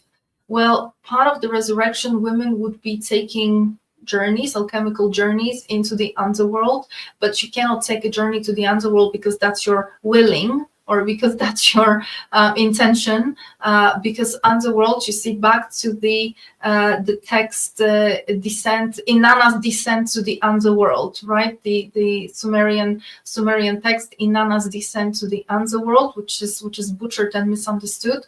But effectively, what it talks about is it alludes to the journey that a woman needs to take into the underworld, and specifically in that journey, Inanna, before she even enters, she needs to undress. She needs, and of course, symbolically in that text, she's taking off her garments, she's taking off the clothes and jewelry, etc., etc. That's just symbolic. Of course, we're not talking about that. What we're talking about is the true conditioning. It is the true, the traumas and everything that we carry. It's the masks that we carry. It's the ego. So here comes the Gnostic ego death, and also shamanic ego death, which is another butchered and misunderstood concept, because most people think that the ego death is about, you know, losing personality. So you kind of become like this floating leaf on you know, in the wind. That's not true. This is a new age misinterpretation of the ego death. Ego death has nothing to do with, you know, you not feeling any emotions anymore. That's nonsense. So the Gnostic ego death literally has always been about disconnecting from the very things that are still controlling you, disconnecting from programs, disconnecting from beliefs that you might have, disconnecting from, of course, any, and by beliefs I mean religions, spiritual developments, paths, narratives, whatnot, right? Disconnecting from all of that, disconnecting, so the traumas, everything, all that needs to be sorted out. So if we take, let's say, shamanism, right, the true shamanism back in the day, and of course that the shamans originally were women, but shamans were women originally because shaman is one of the aspects in a woman, right, through alchemy. So women would have access to that context through the very construct of our body, through the very aspect of our hormonal system, right? So what I mean with those in the later days, the shamanic initiations, especially men who underwent shamanic initiations, what did that look like? It looked like time that men would spend in the wilderness in life-threatening conditions, or set up in a life-threatening situation. You know, they could be dropped off in the middle of nowhere. They would have to survive hunger. They would have to survive wild, animals, attacks, etc., etc. Why? Because you see, it was about facing the biggest fear and surviving and walking out on the other side. Because if you look at the fears that people have, I don't care what the romantic way of looking at it can be, but the way it's kind of in our psyche, the way it has been implanted into our psyche is that the biggest fear underneath everything is, of course, death. It's losing your life. So survival, right? I mean, look at the last 5 years. It was enough for the whole population to be scared by some virus that, I mean, the whole, I don't even want to go there, but you know what I mean, right? So you threaten people with their life and they do whatever you want, right? I'm not saying that everybody did, but 90-something% of the world did. So fear of life is the underlying fear in the human psyche. So setting up a person to face the fear that literally is the most fundamental in their psyche is going to break a certain matrix structure in there. And that's exactly what it was designed to do. Why am I talking about it? Because you've asked me, how do we get out of the matrix? You have to break the code in here. You have to break it, as in you have to kill that ego. You have to kill the parasite. And you kill the parasite because the parasite lives off of you by what? By literally feeding itself on the perception of the biggest fears that you carry, right? As then it wants you to believe the worst things can happen to you. So once you become available to face that, and you find out, you prove to yourself that it doesn't happen, they got nothing. They got nothing on you anymore. This is why a lot of people who undergo maybe the clinical death, even though that's not by their choice, but very often some perspective changes as well. But these sort of shamanic tribes, right? They would be in those shamanic tribes. They would be seeking out these experiences to put themselves in the conditions to face the biggest fears on purpose, so that they could kind of and mind you, those shamanic, right now you go to a course of shamanism and you don't hear any of this. What I'm talking about. I mean, you may hear about it in a context of some kind of fairy tale or legend or old days shamanism, but shamanism is very safe these days, right? Shamanism is very theatrical. You just have a drum, you just have some feathers, you know, we are all shamans and all this nonsense, right? That's a theater. That's a theater that has nothing to do with shamanism. You know, you're not gonna be a shaman, and you're not gonna do anything shamanic just because you have the attributes. That's nothing. That's a theater. So back in the day, you know, shamanism was not safe. You either went and you faced something and you came back, or you didn't. Or you didn't come back. It was your choice, right? It was your choice. It was your choice. It wasn't like you were forced. So it was your choice, because what happens is, for the people who did go, faced, and came back, something broke. What broke was this matrix sort of insert, was this matrix, you know, that kind of infestation. So that ego structure broke, and that is literally, I'm not saying that everybody now needs to go to the forest and survive for a month, you know, but because you see, it doesn't have to happen that way, because through our life, we are often exposed to situations, not life-threatening. It doesn't have to be life-threatening, you know, it can be threatening to your identity. That happened to me. You know, I was in oil and gas, and everybody thinks it's a romantic story because I left oil and gas and now I am doing this. It's nothing romantic there, you know. It was deeply embarrassing for me. I'm gonna tell you that, because at the time, you know, I come from Eastern Europe. We have inferiority syndrome planted into us, you know, which kind of tells us we need to prove ourselves because we are worse to begin with, because we were on the wrong side of the Iron Curtain.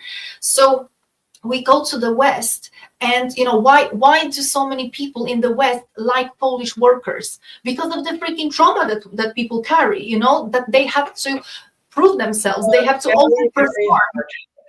Absolutely, they have to work hard, you know. That's a trauma driven behavior. This is not because we are so amazing, you know. That's sad.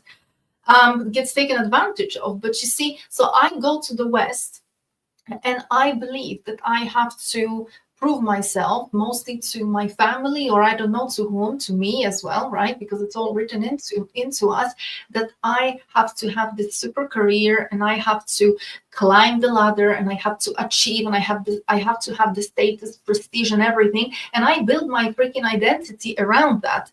And that went on for years, right? And then I get to a point, which it happened as I moved up here, because I used to live in the UK before, and then I moved to Stavanger, so that's the south of Norway, and then 2017 I moved up here. And literally, as I moved up here, everything started collapsing in my life, you know. My marriage collapsed. It was a very short marriage, but that, you know, it's almost like I needed to be hit from every single direction. So my marriage collapsed at the time. I just moved to something that looked to me as the end of the world at the time. You know, this is like I came here in March and everything was covered in snow, and I thought this is like bloody Antarctic, you know. I cannot stay here, and here I am 13 years. So, and loving it. Right. No, not 39, sorry, because Stavanger was first as well. So here I am in this place that's just so austere and so severe in many ways, right? Everything is falling apart in my life, and also on that job front. And that was a very big hit, because I have built my identity around my job title, and it was very fancy, around, you know, my persona, my status, prestige. I thought I only matter because of what I was doing, you know. And I had to stand there and answer myself, who am I, when all that is taken away from me? So, you know, I wasn't really facing a life-threatening situation, but I had to stand there and find myself, who am I? Because I feel worthless. I feel like no one. And that was like death, you know, not in a physical sense, but it was identity death, you know, that I went through. So like I say, you know, sometimes I think when you know, people hear my story, they think, oh, you know, it's just such a great story of sort of leaving oil and gas and now kind of doing what you love. I was, fighting tooth and nail to stay in that freaking oil and gas, because that was all I knew. That was all I was educated to do. I was terrified to, like, what am I gonna do if I don't do that? I have nothing. I know nothing. Like, what am I supposed to do? And then, I had to be broken. I was broken into pieces. Literally, I had to, I wasn't trying to even build myself up. I had to be broken so I could see what's really inside.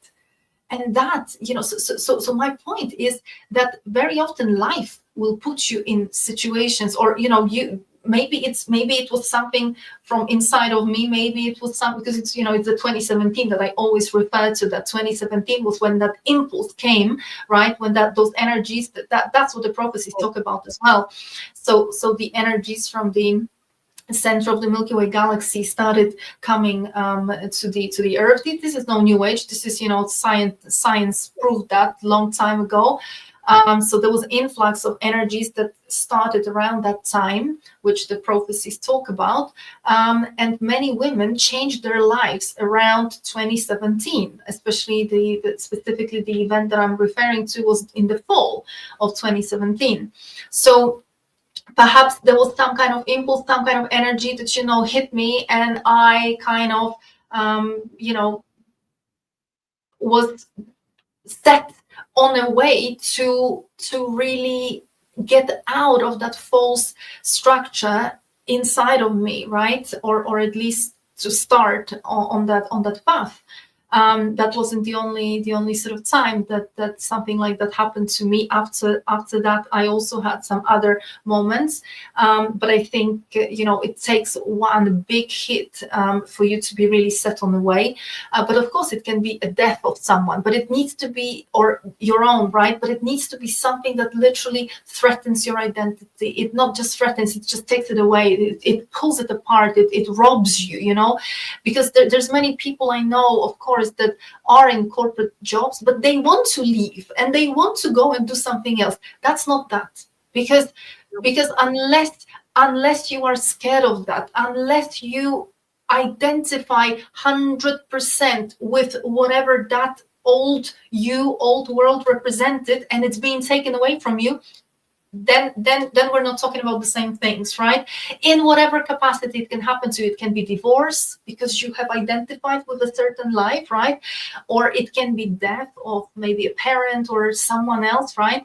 A lover, whoever, right? Because you have lost now that kind of access or life. It can happen that way. Many different ways, right? But it needs to come and rob. It needs to come and rob you of something that you thought you have figured out, and something that you are standing on, and you had your identity tied up to that.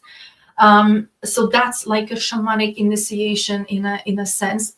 At the time, I had no clue. I mean, like I say, I was fighting tooth and nail to hold on to it, but there was just no way. So so I really want you to understand that there is no romantic story to it. It wasn't really my kind of choice that I am now so fabulously awakened that I'm just gonna just move and do something else. My ass was whipped and it wasn't fun. So that's kind of how it happened for me. Back then, and of course, there are levels to it as well. But I think when that critical mass is reached at some point, and you regain access to the field, not intuition. This is something else. This is the kind of connection to the field. Then even more and more can start happening to you, and you become a problem. You become to the matrix, because of course, they are losing the supply. They are losing, they are losing the one that not only that they are losing supply. You see, the issue is that when a woman or anybody, right, goes through such an experience, especially I think Matrix gets angry with women because it hates women, because that woman is going to go and tell other women. and the ripple effect will spread, right? This So is what we're doing here. This is what we're doing here. We're sharing this because I never thought it would have been a romantic story what went through in your life, but I find so many similarities to my story. I'm from Finland. It was on the western side of the Iron Cast, but I'm from the east border. My father was a drunk, and 3 weeks before he killed himself, I had a phone call with him, and we made a bet that I will make financially better in my life than he did in his. I was 25 at the time. So, of course, I took into, this is not a sad story. This is just my story as you telling it. So, so no tears needed.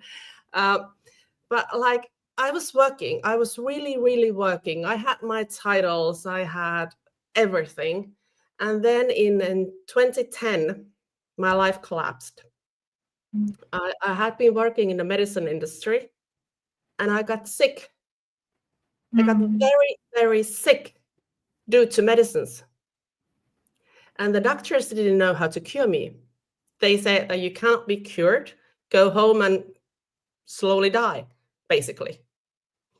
And you talked about shamanic initiations. Well, this was mine, because I realized that like I cannot go back to that industry. I cannot work there anymore. I don't have I have like zero trust to them.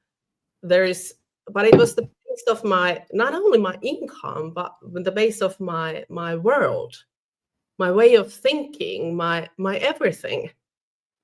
And it was just as you said, it was like, what happened to you? You were like pulled away, pushed away from oil and gas. I was like thrown out of medicine industry.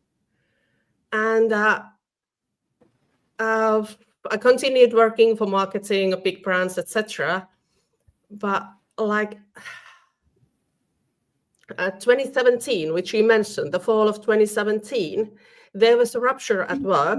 I had a fancy title. I had the stairway to heaven, corporate-wise, laid ahead of me. And but there was a rupture. I was away from the office for a while, and then I had a negotiation with my then boss, and he said to me that you're welcome back to the office. And it felt like somebody just pushed the knife into my chest and then twisted it. And that was, I guess that was September 2017. Yeah. We're talking literally, we're talking the equinox. We're talking the equinox. And I resigned. I just said that I will not come back. Unreal, huh? Yeah. It was just so obvious. I was not going back, and I haven't been back to the corporate office because I just cannot. No, they are not taking it anymore. This is the thing that probably, you know, some women, because every time I mention this context, you know, because why am I talking about 2017 September, specifically the 23rd of September? That was the equinox. Because what I'm referring to is the event that's described in the Apocalypse, which Vatican at the time confirmed. Later it kind of scrapped it from, so you cannot, I don't know, I tried to find it again some maybe 2 years ago or a year ago to find those records, and I couldn't find them anymore. But Vatican confirmed it was referring specifically to a certain alignment in the sky, so it was describing a celestial event in the sky. Specifically the constellation of Virgo and specific placements of planets that were sort of described in the Apocalypse, which would have kickstart the whole end of the world. So literally Vatican confirmed that such alignment that's described in the Apocalypse took place on that date. So we know that we are living in the end of the world times, right? And of course, we have the Apocalypse talking about it.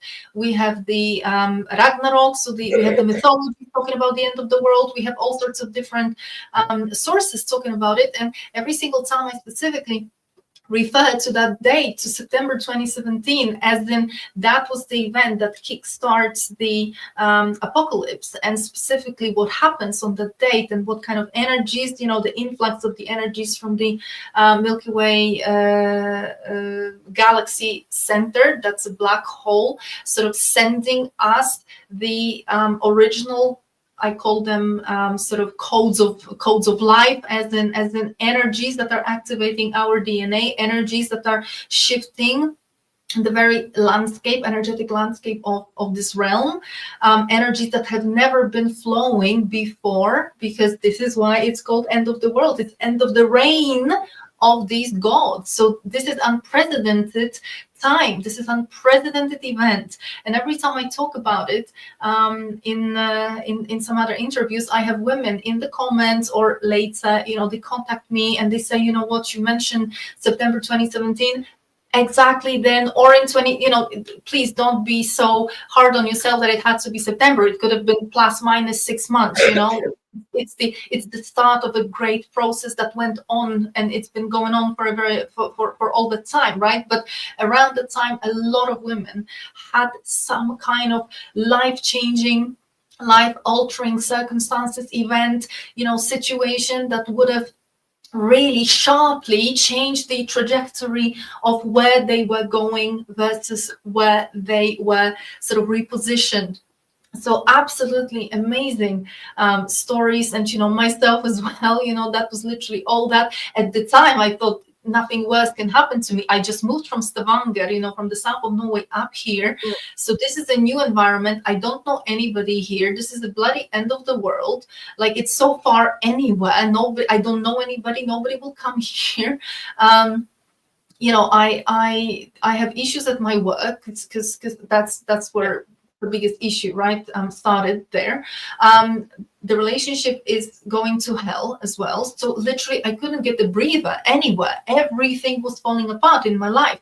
And at the time I thought, this is some kind of major crisis, like this is some kind of punishment or something, like what is going on? But from a perspective of time, that was absolutely necessary and amazing that it happened, because the relationship was not good. Okay, the work, I had to be out of there, as in this whole corporate, right, this whole matrix structure. I had to be out of there, and most of it, the most important part of it is that the whole ego structure, the whole me being tied up, that my worth and who I am, what I mean, is a function of what I earn, what's my fancy title, can I still identify with this organization, with this company, with this industry, all of my psyche. And of course now it's been, 8-9 years, right? So I wouldn't want it any different, as in it needed to happen. Was it comfortable? Hell no. It was terrible, and it wasn't a sort of a 1 week long event. That thing went on, right? So by the time I kind of realized what happened, it was already the COVID nonsense, right? So it's I think many of us probably have some kind of stories and big shifts, but you see the Cathars as well, talking about prophecies. Cathars have a prophecy that specifically named 2017 and a window, 8-year window from 2017 obviously to 2025. So we're talking the September 2017 to September 2025. So that's 3 months ago. Where it was kind of like the first stage of what needs to happen, or what needed to have happened in this whole unfolding of the prophecies.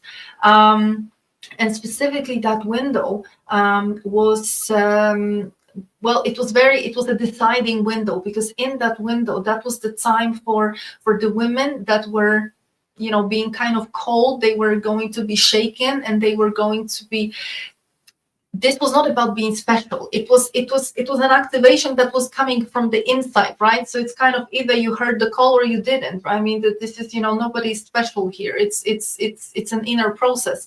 But that window was that first major window, and then now we have entered a slightly new sort of time, slightly new phase, where we cannot be in the same energy all the time, right? So that first 8 years was very, very important and crucial for that kind of getting back to self and truly understanding and maybe collapsing that false ego structures, and then going forward. As in right now, this is the time where women are kind of the ground workers, if you like. So this is where the structure needs to be already available. So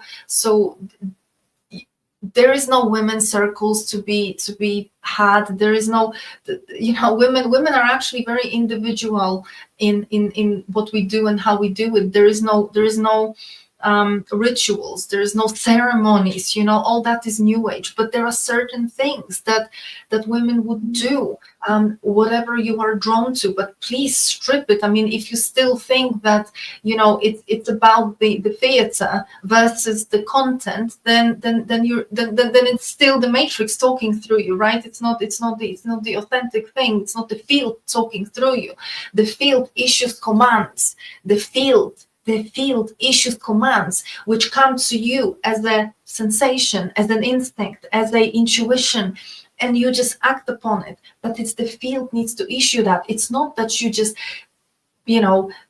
find on the internet that if you do this ritual or that ritual because everybody's doing it, that's a theater, that's nonsense, that's nothing. If you don't have that, it starts with the connection with the field, and the connection with the field starts with ego death, which is what we were talking about, right? So I mean, there's only so much that I can explain. You see, the reason why for me it happened here, and I strongly believe that Lofoten, I know that Lofoten has very, very special. It's a very special place. It's a very special energy. It is very much buried under this whole tourism kind of vibe, the Instagram tourism, beautiful, spectacular landscapes and nature, but that's actually not what this region is about. It's a very primordial energy here. It's a very old, clean, kind of almost heavy energy. It's almost like when you spend time here, it resets you. It will put pressure. It's literally the nature itself starts acting as that kind of pressure, trying to break the ego structure. So you see, I one of my sort of directions in which I felt that I needed to go was to start organizing this kind of experiences with people, where I bring them specifically to Lofoten here, and I team up with nature, I team up with the energy, with the landscape here, to apply pressure. So what does it mean to apply pressure? To apply pressure to your structure, to that kind of ego structure. I always end up as the bad guy, but well, that's what it is. But it's literally, it exposes the programming, it brings. It's not the awareness that changes anything, it's the collapse that changes things, so the awareness. This is not a therapy. What I do not, I'm not a psychologist, I'm not a healthcare professional, I don't do that, but I do hold the field to apply pressure, pressure as in my presence, your stuff will get triggered. Things will show up, will come up, not so that we can identify that, because that doesn't work, that's irrelevant, but so that we can strike it. And how do we strike it? Well, not by talking about it. It actually doesn't work, but there is something here. There's a mixture of sort of a bit of shamanic effect here. The field works with you. I do what I need to do with that kind of, pushing your buttons, applying pressure where needed. so that it almost like accelerates the ego kind of structures to show up. And well, you know, if it's there, and if it can be hit, if it can take a strike, it will take it, right? So what it does, it kind of opens up your architecture to be available, to be, or at least to be less infected, so that this signal from the field can start reaching you, so that you can be again connected. Think about it a little bit more like in the context of Avatar and the Awa, right? Or when they connect with Awa, right? They kind of put their hair or tail or whatever that was in sort of connection with like the sort of spirits, and they get connected. Yeah, exactly, that kind of connection.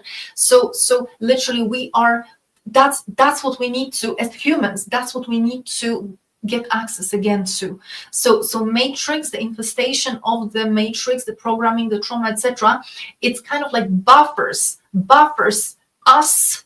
It literally clogs us. It kind of wraps us around so that we lose that connection. And when you strike that structure, when you rip into that architecture, you know, if you strike it, if you hit it, if you can collapse it, then the person is available again to get that contact with the raw field.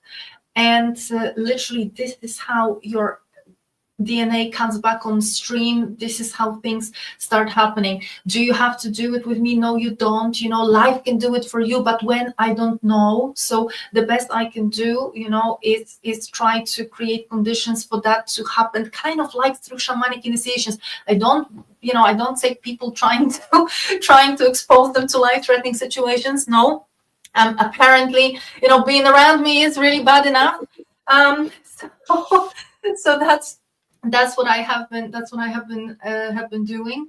But this is, you see, it might sound probably for many people quite new, because it's totally counterintuitive to everything that we have been ever told, that, you know, we need healing, that everything needs to be a process, everything needs to take time. That's not true. That's not true. Healing, first of all, you don't need healing. You need removing of the parasites. You know, you don't need, there's nothing wrong with you. There's nothing wrong with you that needs to be sorted out. You know, the shamans, right, back in the day, they never did therapy. They never talked to you about your problems, because that was irrelevant. What they could do is maybe soul retrieval. What they could do is they could intervene into the field. So they would do field sort of, I don't want to call it manipulations, but they would sort of be able to make adjustments in the field, so that certain things could start flowing perhaps in your life again, right? Or they could also apply pressure, which later gets misinterpreted. But that's pretty much, that is the kind of shamanic work that we're talking about here.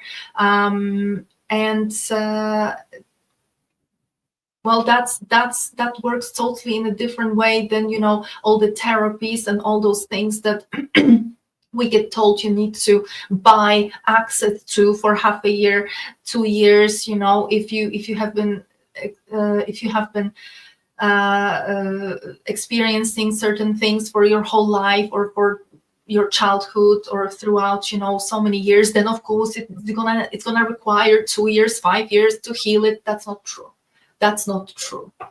I know that, because nothing was healed in me. It was stripped, and it didn't require, you know, several years. It took me several years to understand what the hell happened, but it was like this when it did. Exactly. Because at the time, neither one of us knew what was happening. It was just a life in a mess, and everything ruined. Exactly. But it just makes it sound so logical when you tell it like this, that you have to break it down, you have to strip it off, you have to just remove it. Yeah. Because that's better than unlearning. Oh, there is no, you see, there's nothing to unlearn, because no, there's nothing to unlearn. But you see, the issue with what I'm talking about is that these things don't happen because you will it. This is not a restaurant. This is not you coming and saying, okay, I would like you to fix this, this, and this, you know. It doesn't work like that. And this is why, I mean, I'm sorry, again, I'm already unpopular, but this is why the whole healing out there, the whole new age, you know, idea of healing, etc., that's also another scam. I'm not saying that, you know, there are people that are able to maybe to some extent, like kind of in a shamanic way, intervene. But first of all, I want you all to ask yourself, does it really sit right with you that somebody should be performing healing on you? First of all, that puts you in a very disempowered position, as in they are better than you are worse, because they know something, they know how to heal you, and you don't know. So there is this hierarchy, and hierarchy is very reptilian. Hierarchy is very matrix. Any kind of whatever hierarchy, I am better, you are worse, you know, that's already matrix. So putting someone on a pedestal, like they can heal me, they can fix me, first of all, that's disempowering, but it also takes the responsibility off of you. Like, it's about you, it's your thing. Like, how can somebody come and do something magical and fix your trauma or something like that, you know? So ask yourself, does it even make sense in this context, you know?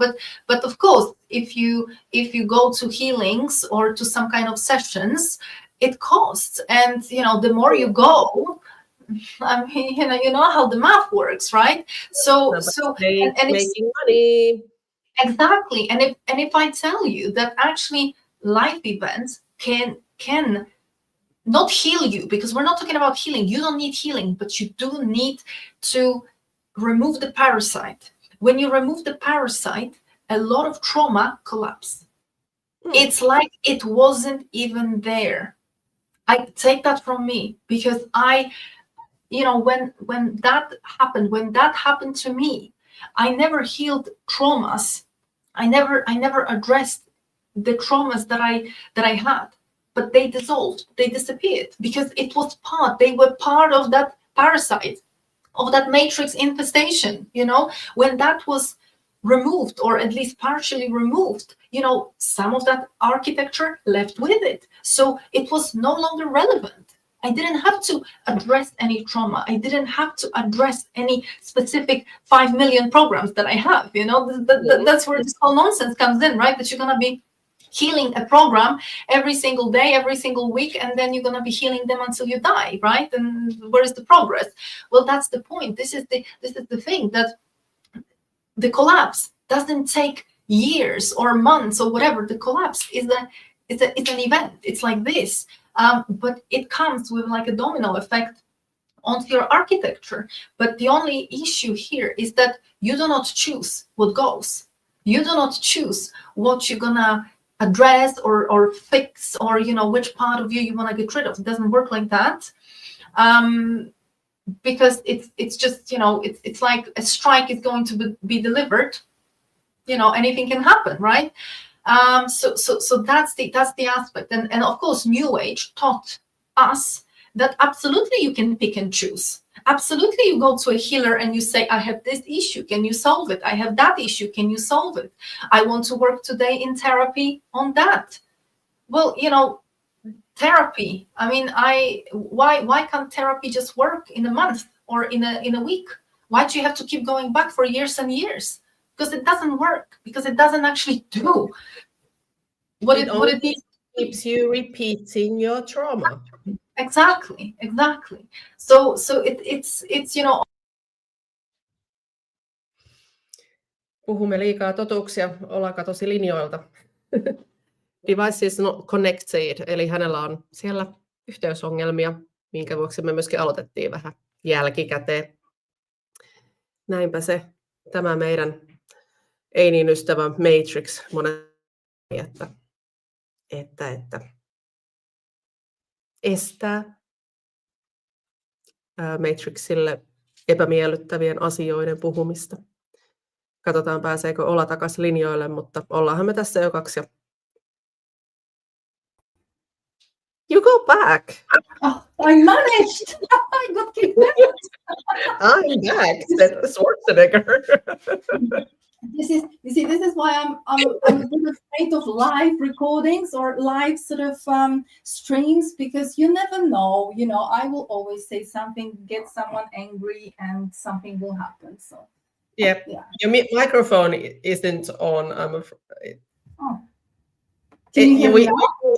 Yeah, we hear you, but less clearly than before. Oh, okay. Now it's yeah. So I was just saying that, you know, I'm always afraid of those live streams, because you never know. I usually will get kicked out, or I will freeze, or anything can happen. So but yeah, I'm glad I was able to come back.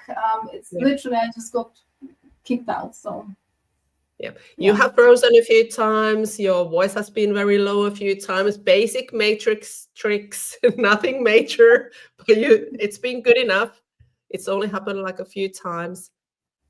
But yeah, you were talking about also the energetic atmosphere in the Lofoten. I really felt it. The moment we crossed the bridge from the mainland to the islands, it was just amazing, and I didn't want to leave. It was just, we were there, I don't know, 10 days maybe, and I just did not want to leave Lofoten. It's just too amazing. Just breathing the air. Exactly, absolutely. You know, it's literally, it looks different, right? I mean, as you drive, the landscape changes, right? As you cross those bridges, the landscape changes. Lofoten has even a bit of a microclimate. They have slightly different weather than we can even have here. Usually it's a bit warmer down there, but you can really feel the energy. It's and you know, people think that the pyramids are in Egypt or you know, a little bit in South America, etc. We have pyramids in Lofoten. They are much older, so they are not as sort of perfect as the other ones, but they are very clear. We have a few places of pyramids.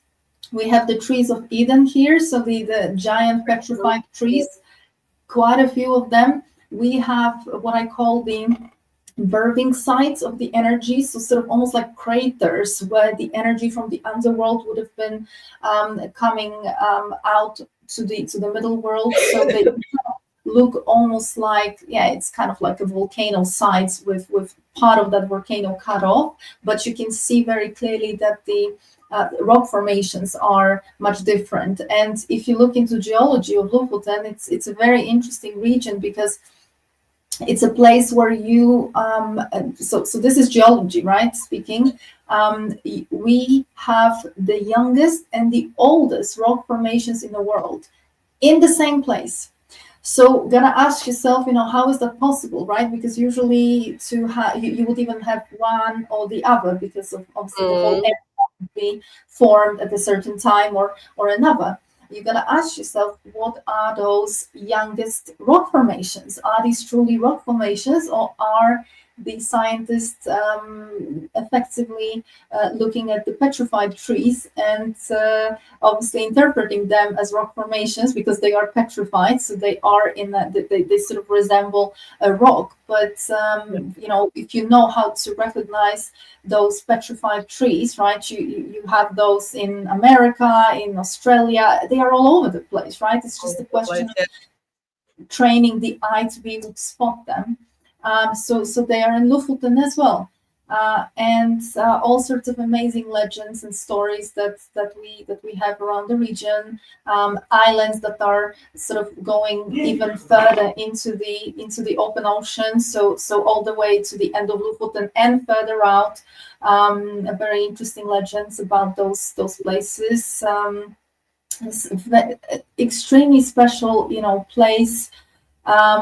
like Mira says, right? You were there, you could feel the energy. I mean, you're gonna be able to feel the energy. I could do, you see, those events, those experiences that I organize, I do them specifically in Lofoten. I do them here because here is the energy. Here is where you can get that effect.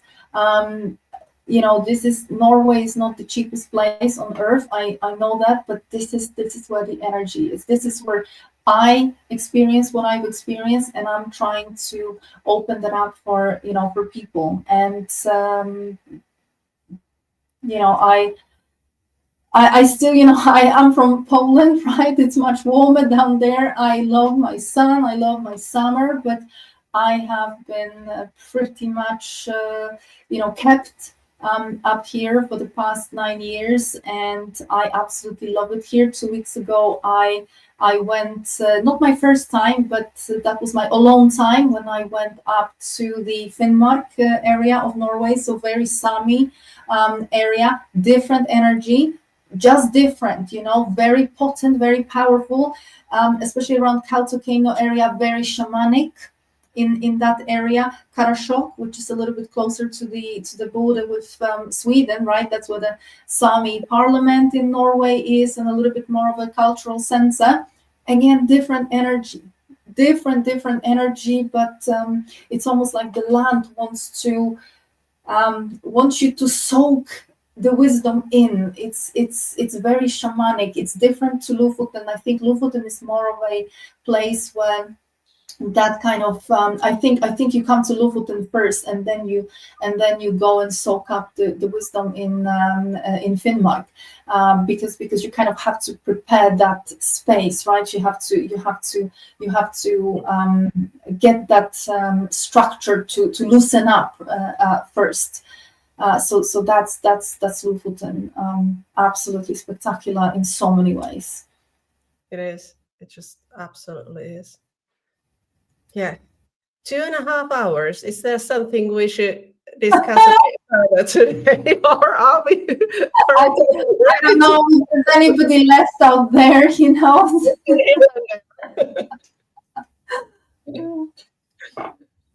I mean, I would just leave people again. I would just remind them that, you know, we have been lied so much for so long, and in such a cunning, clever way, that honestly, where the programming hides in us is so clever. It's so unbelievably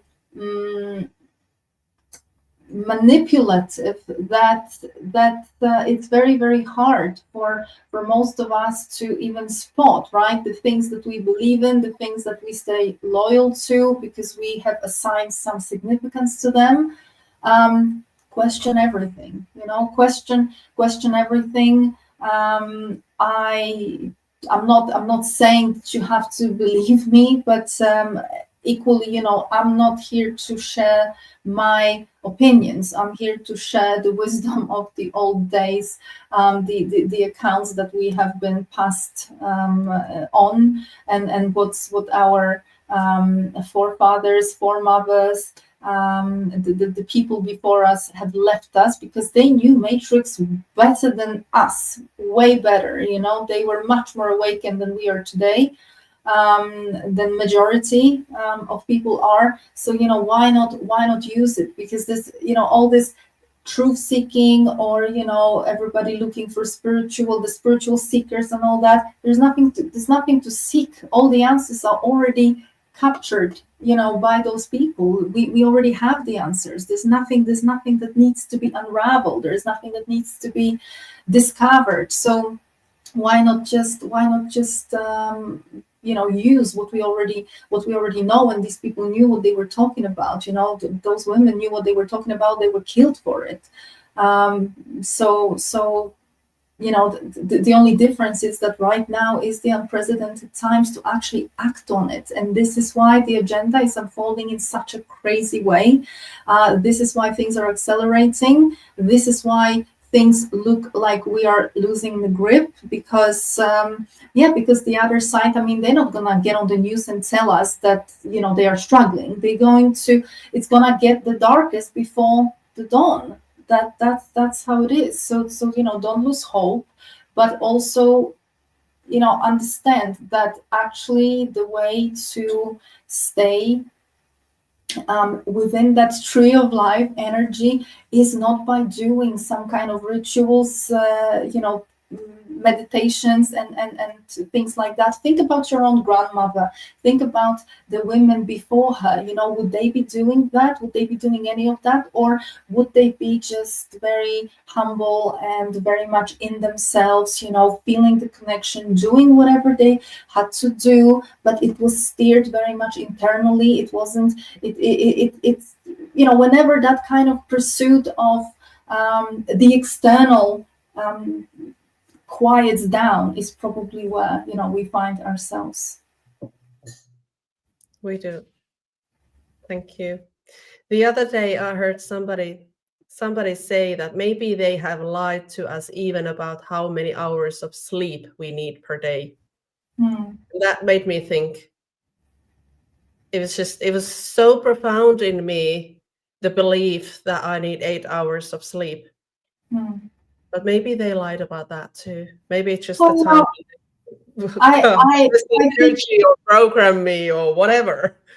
I think they could have lied about literally everything, right? So at some point, you see, at some point, and I always say that you need to be a bit careful. This is why it's so important to go after that true connection with the field, because unless you regain that connection with the field, whatever is going to come to you disguised as intuition might be actually your programming, might be your trauma, might be what you consider, what the comfort zone says, what safety says, not necessarily truly the signal from the field, right? So my point is, because I was going to say, listen to your body. But I don't know if what speaking is your body. I don't know what speaking is. Is it your intuition, right? So this is why I always say, spend time in the nature. Don't watch so much of content. You don't need more courses. You don't need more knowledge. You don't need all these podcasts. I've been saying for, I think, 2 years to stop watching podcasts, stop watching mine, but people don't listen. Stop, especially as women, because this time now is actually a return of women.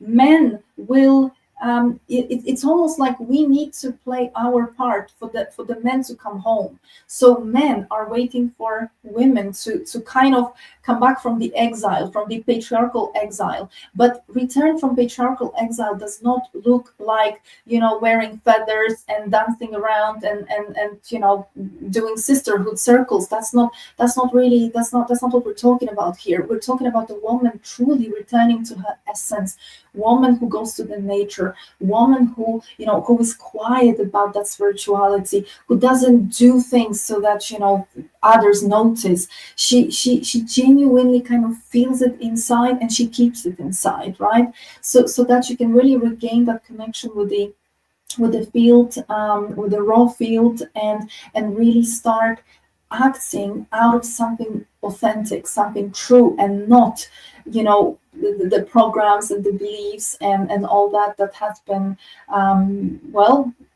sold to us, and it's been sold in a way that it's been very compelling and very convincing, but it doesn't make it real. Doesn't make it real. It's been such a big pleasure talking with you, Ola. Likewise. Wonderful evening. Time very well spent speaking with you. Even though we wouldn't need any more podcasts, I'm glad we did this one. No, I think it's amazing timing. We are right between the solstice and Christmas, as in the Yuletide here.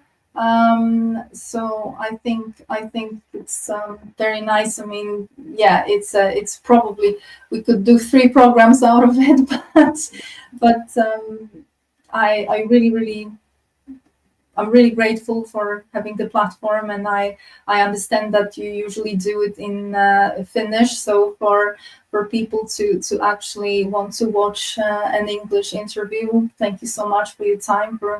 For everybody who is here and who will watch it later when this gets published as well. I really appreciate and really appreciate you. Thank you, Ola. It's live. It stays live. It stays as a recorded there. And once I have the time and energy, I will write down the translations. Sure. Yeah. So it's 2.5 hours, almost 3 hours. It's gonna take a while to do it. Yeah, absolutely. Eventually, it will be subtitled in Finnish. And I will continue with this Exit the Matrix for Real kind of topics with Mike Martin on January 9th. You're familiar with My Dark Explorations channel. If you haven't visited his channel, Ola, it might be worthy of inspiration. He's coming on the 9th of January, and Tony Sawyers will join us again on 23rd. He was nice. Yeah.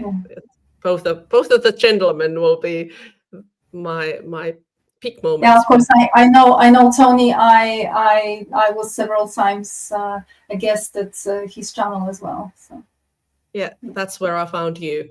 I was watching Tony, and there was like, who's this Ola here? Yeah,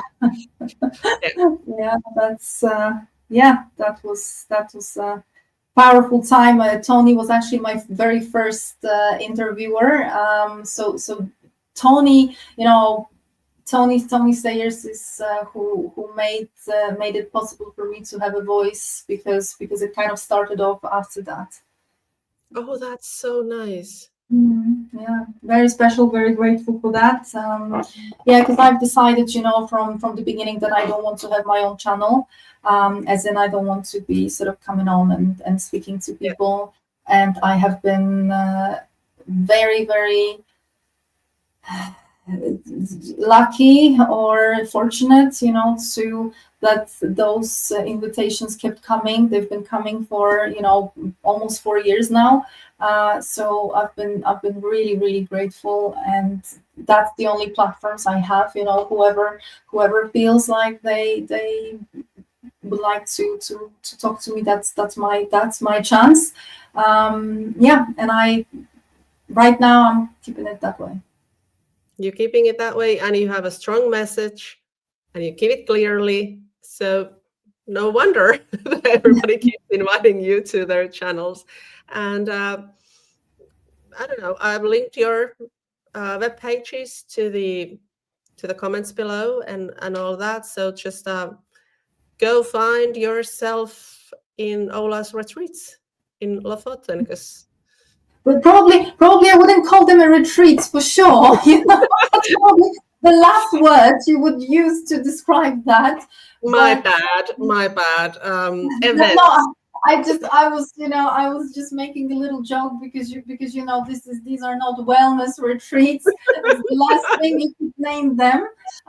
It's very much, it's a very much deep, immersive kind of experience. As I say, it's you versus you, and one of you has to die. Yeah. But the other one survives and thrives. Exactly. So, all of you, ladies and gents, thank you for tonight. And, well, actually, thank you for this year also. This was our last show this year. So, see you next year. And Ola, I will definitely return to Lofoten someday, so I will give you a call, like, let's go for coffee. Absolutely. Please do that. Wonderful. Thank you so much. Thank you, everybody. All the best for 2026, whoever is watching this. My pleasure. It's been my absolute pleasure to be here, and thank you for watching. Thank you. I play the outro.